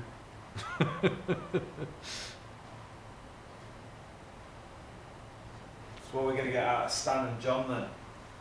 Oh, Other than not being able to understand Stan. I think John's worse than Stan. Which one's John? John's Paula's Stan. We've had him, haven't we? Yeah, yeah. Oh, He's coming as an interpreter. Oh, God, No, yeah. he's bringing Stan, I think. Yeah. Stan Them thinks. two together could be wild, actually. Yeah. Stan thinks he's got a mask to put on. He Does thi- he? Yeah. Oh, Is that what really? you told him? Yeah. Should we try and find Yeah. some? Where's the mould? Oh, yeah, So, yeah. right, Yeah. we'll just clamp this to Yeah. your head. He said, And we'll pour the hot wax in. yeah, that's what we told him. It gets very hot, but Oh. it's like it goes off.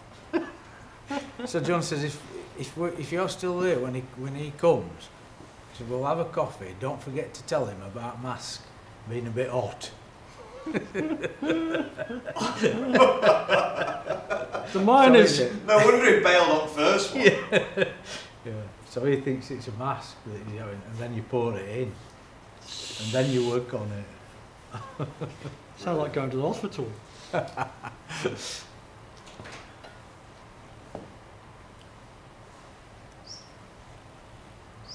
Well, we've got 10 minutes. But he's desperate to have his done. It's Is he? Stan, yeah. Stan, he's missed a memory. Yes. If you tell him anything, he remembers it. Because if I had to remember all I always tell Stan it, because he also then remembers it and he can recollect it back to me. He's really good. And history-wise, so he remembers a lot of history, do you know what I mean? He's really good.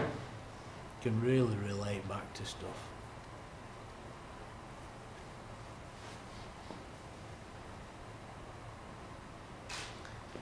But John, like you said, John's just a comedian.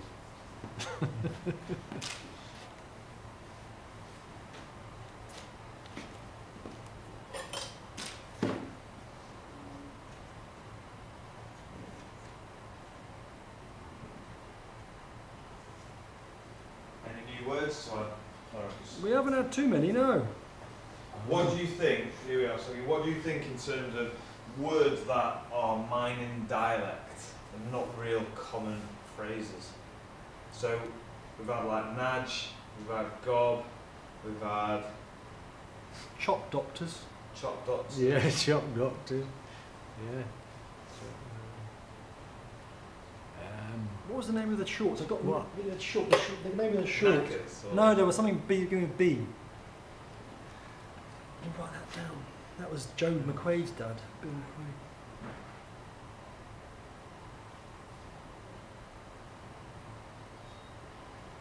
And then there was the, what's the stick you bang the ceiling with?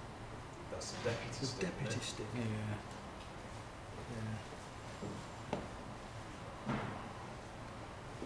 Did you see the pit ponies? Was it just after your time? or- Just after my time, yeah. I used to just ride them in field. I suppose they'd be your size as a kid. Yeah. Lovely. Yeah.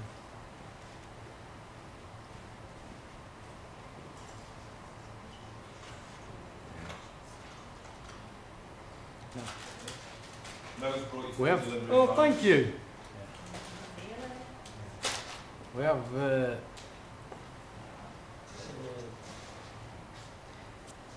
bloke who sees to air, who checks air going round. We also call it breeze master. Breeze master. Breeze master. Want to write that one I down? remember that one. That's a wonderful term, isn't it? Yeah, he goes round and checks air. You know how much air there's going round all districts and Looks on the floor here. how much how much oxygen and whatnot there is in air and that. Call him breeze master. Any page one? It's just that one. Yeah.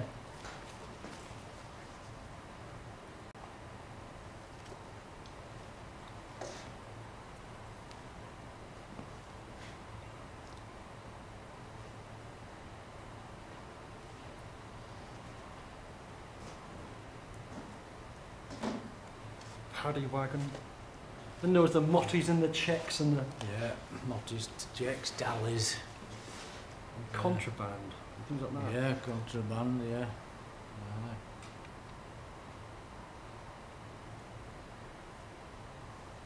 So I had you even. I just got to make you a bit wonky. I'm sorry about that. Remember when I first met you? I thought he's got a damn fine wonky face. When he Damn smiles. fine monkey face. Spicy.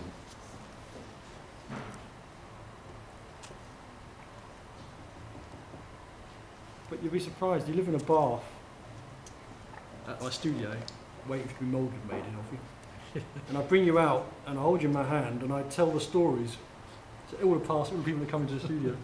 It's wonderful. I mean, like, we have a couple of friends who lives in down Sussex, Mm. and she loves the Yorkshire sayings and whatnot. She, you know, what I mean, like it, coil oil. Coil oil. You know, coil oil. For where you put that's where we put as coal. You know, and instead of coal house, it's coil oil. And then she always loves to get to say, you know, tin tin tin. You know, Tin, say, tin, tin. tin tin tin tin tin tin tin. She loves that. Tin tin tin. It is weird when you think about Yeah. it from an external Yeah. perspective. Oh yeah. I feel like what you just said. They're like tin tin tin. No, in tin. It isn't in the tin. Tin tin tin. You're as good as I know. Will you say it? Will you say it, Bobby?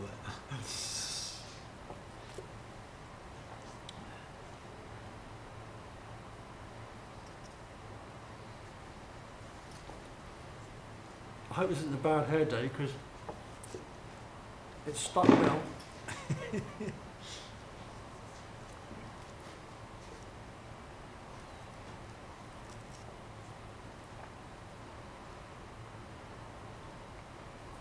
Just slightly smile again. There's like a nice kind of, just slightly, that's it. Yeah, that's good. You're lucky, you're a smiler. I want about to smile about.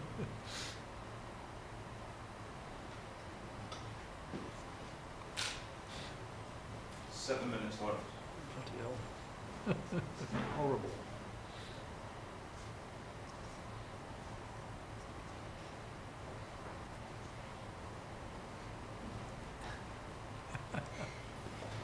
I know when you're laughing.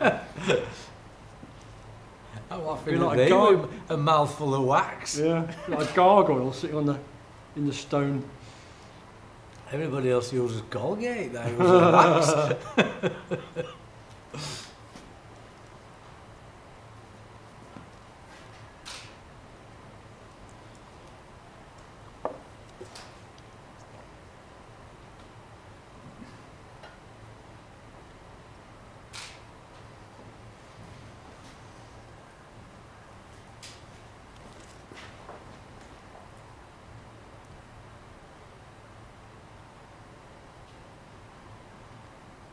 It's interesting. You've got the same forehead as another model.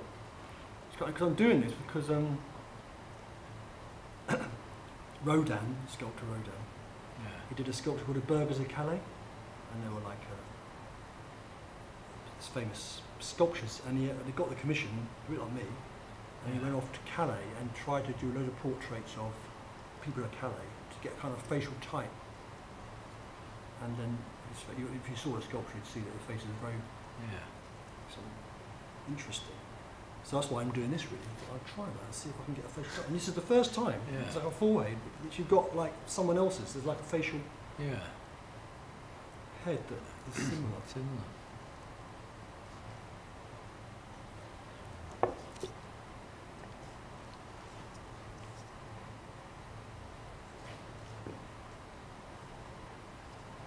Anthony was the one. Anthony was his name. Bentley Colliery. The youngest miner left. Oh, I saw his. Yeah, Did you I see saw it? his. Yeah, I did. Yeah, somebody put his on Facebook. Oh, really? Yeah, I'd seen that one. He was lovely. I wanted, like you say, it was just the youngest one, you know, Yeah. it was. The young bell.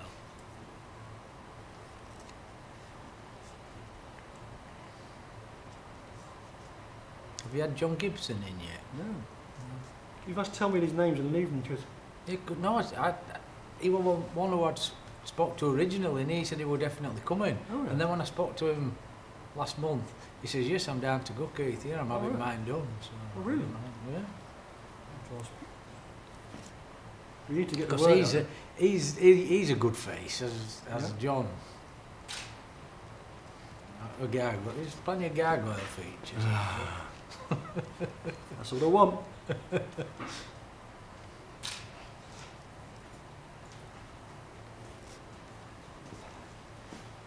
Well, if you can think of anyone like that, just let them know, because we're doing a big call out soon. We need to get a load more. So I want to get that 50 done. Yeah. So I need as many as I can get. Yeah. He definitely said he was coming, did John?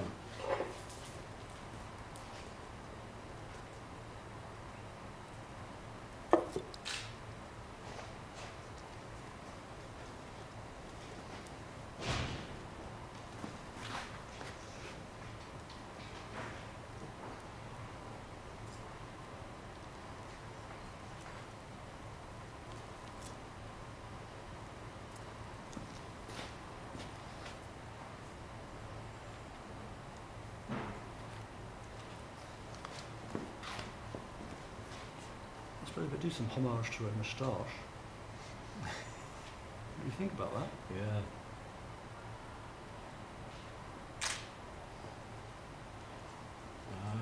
I've had that for years. I know. Problem is, the ears suffer because My hands are always holding on there, so the ears don't get much. So I got a tash. I did a tash and I thought, yeah, I'll keep a tash, and then when I get older, once there's 10 years there, once I take that off, I look 10 years younger. That's what idea behind it. And I get it off. I let somebody shave it off for November for charity. Somebody else likes to go because they like to do it for somebody who's definitely had one a long time, don't they? Yeah. So I'll let them have a go at it. Got a bit of cash.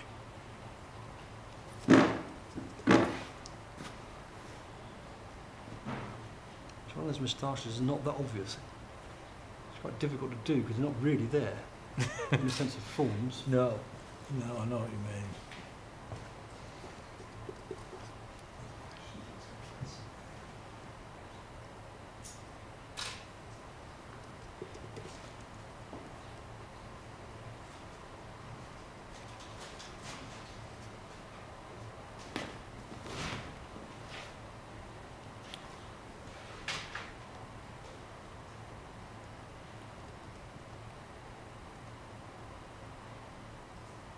Don't mess it up now, Soggy. Give me a cup stuck to your head now. Helping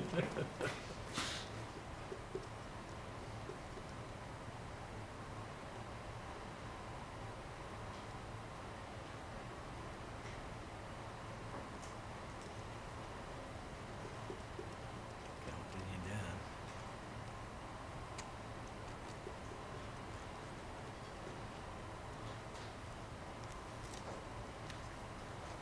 We're looking at definitive dates yet for the French Gate exhibition, Laurence, or... Well, I'm hoping to clarify that this week, but I think it's going to be right at the end of May. Yeah.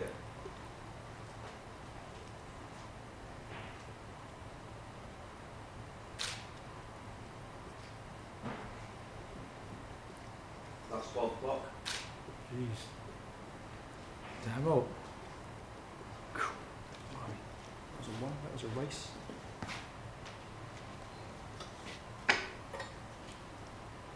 Always had 15 minutes on for hair.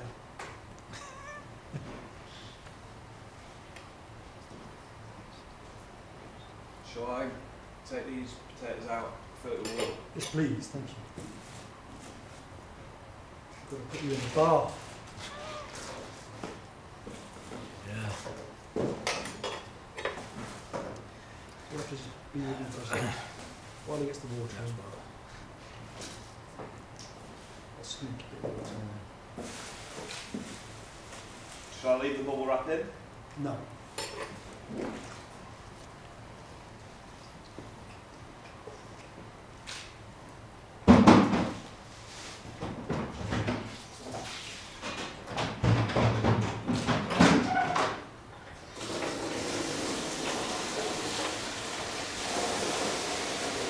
Weird, it just looks like you got my dad in your hand. Oh, people have said that so many times. Yeah. Funny, isn't it? It's like my dad or my nan or my... Yeah. So you think you look a bit like him, and then how somebody else interpretates you.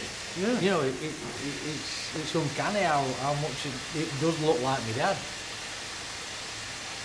And then I look in the mirror and I can see I've got traits of him, but you've put them all in, if you know what I mean, yeah. Fascinating, really. It is, yeah. You know, through somebody else's eyes, sees it completely different. Do you know what I mean?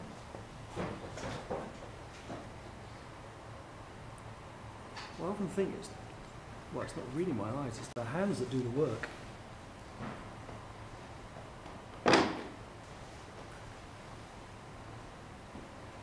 There you go.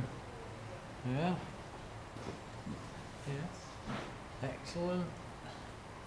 Think it looks like him? Yeah, I do. It'd be like that, be Yeah. like a side profile. Yeah. Yeah, I do. I think it does. Yeah, it does me justice, that. Thank you very much. Well, you made a stop there, didn't it? Oh, hold, do you want to hold it?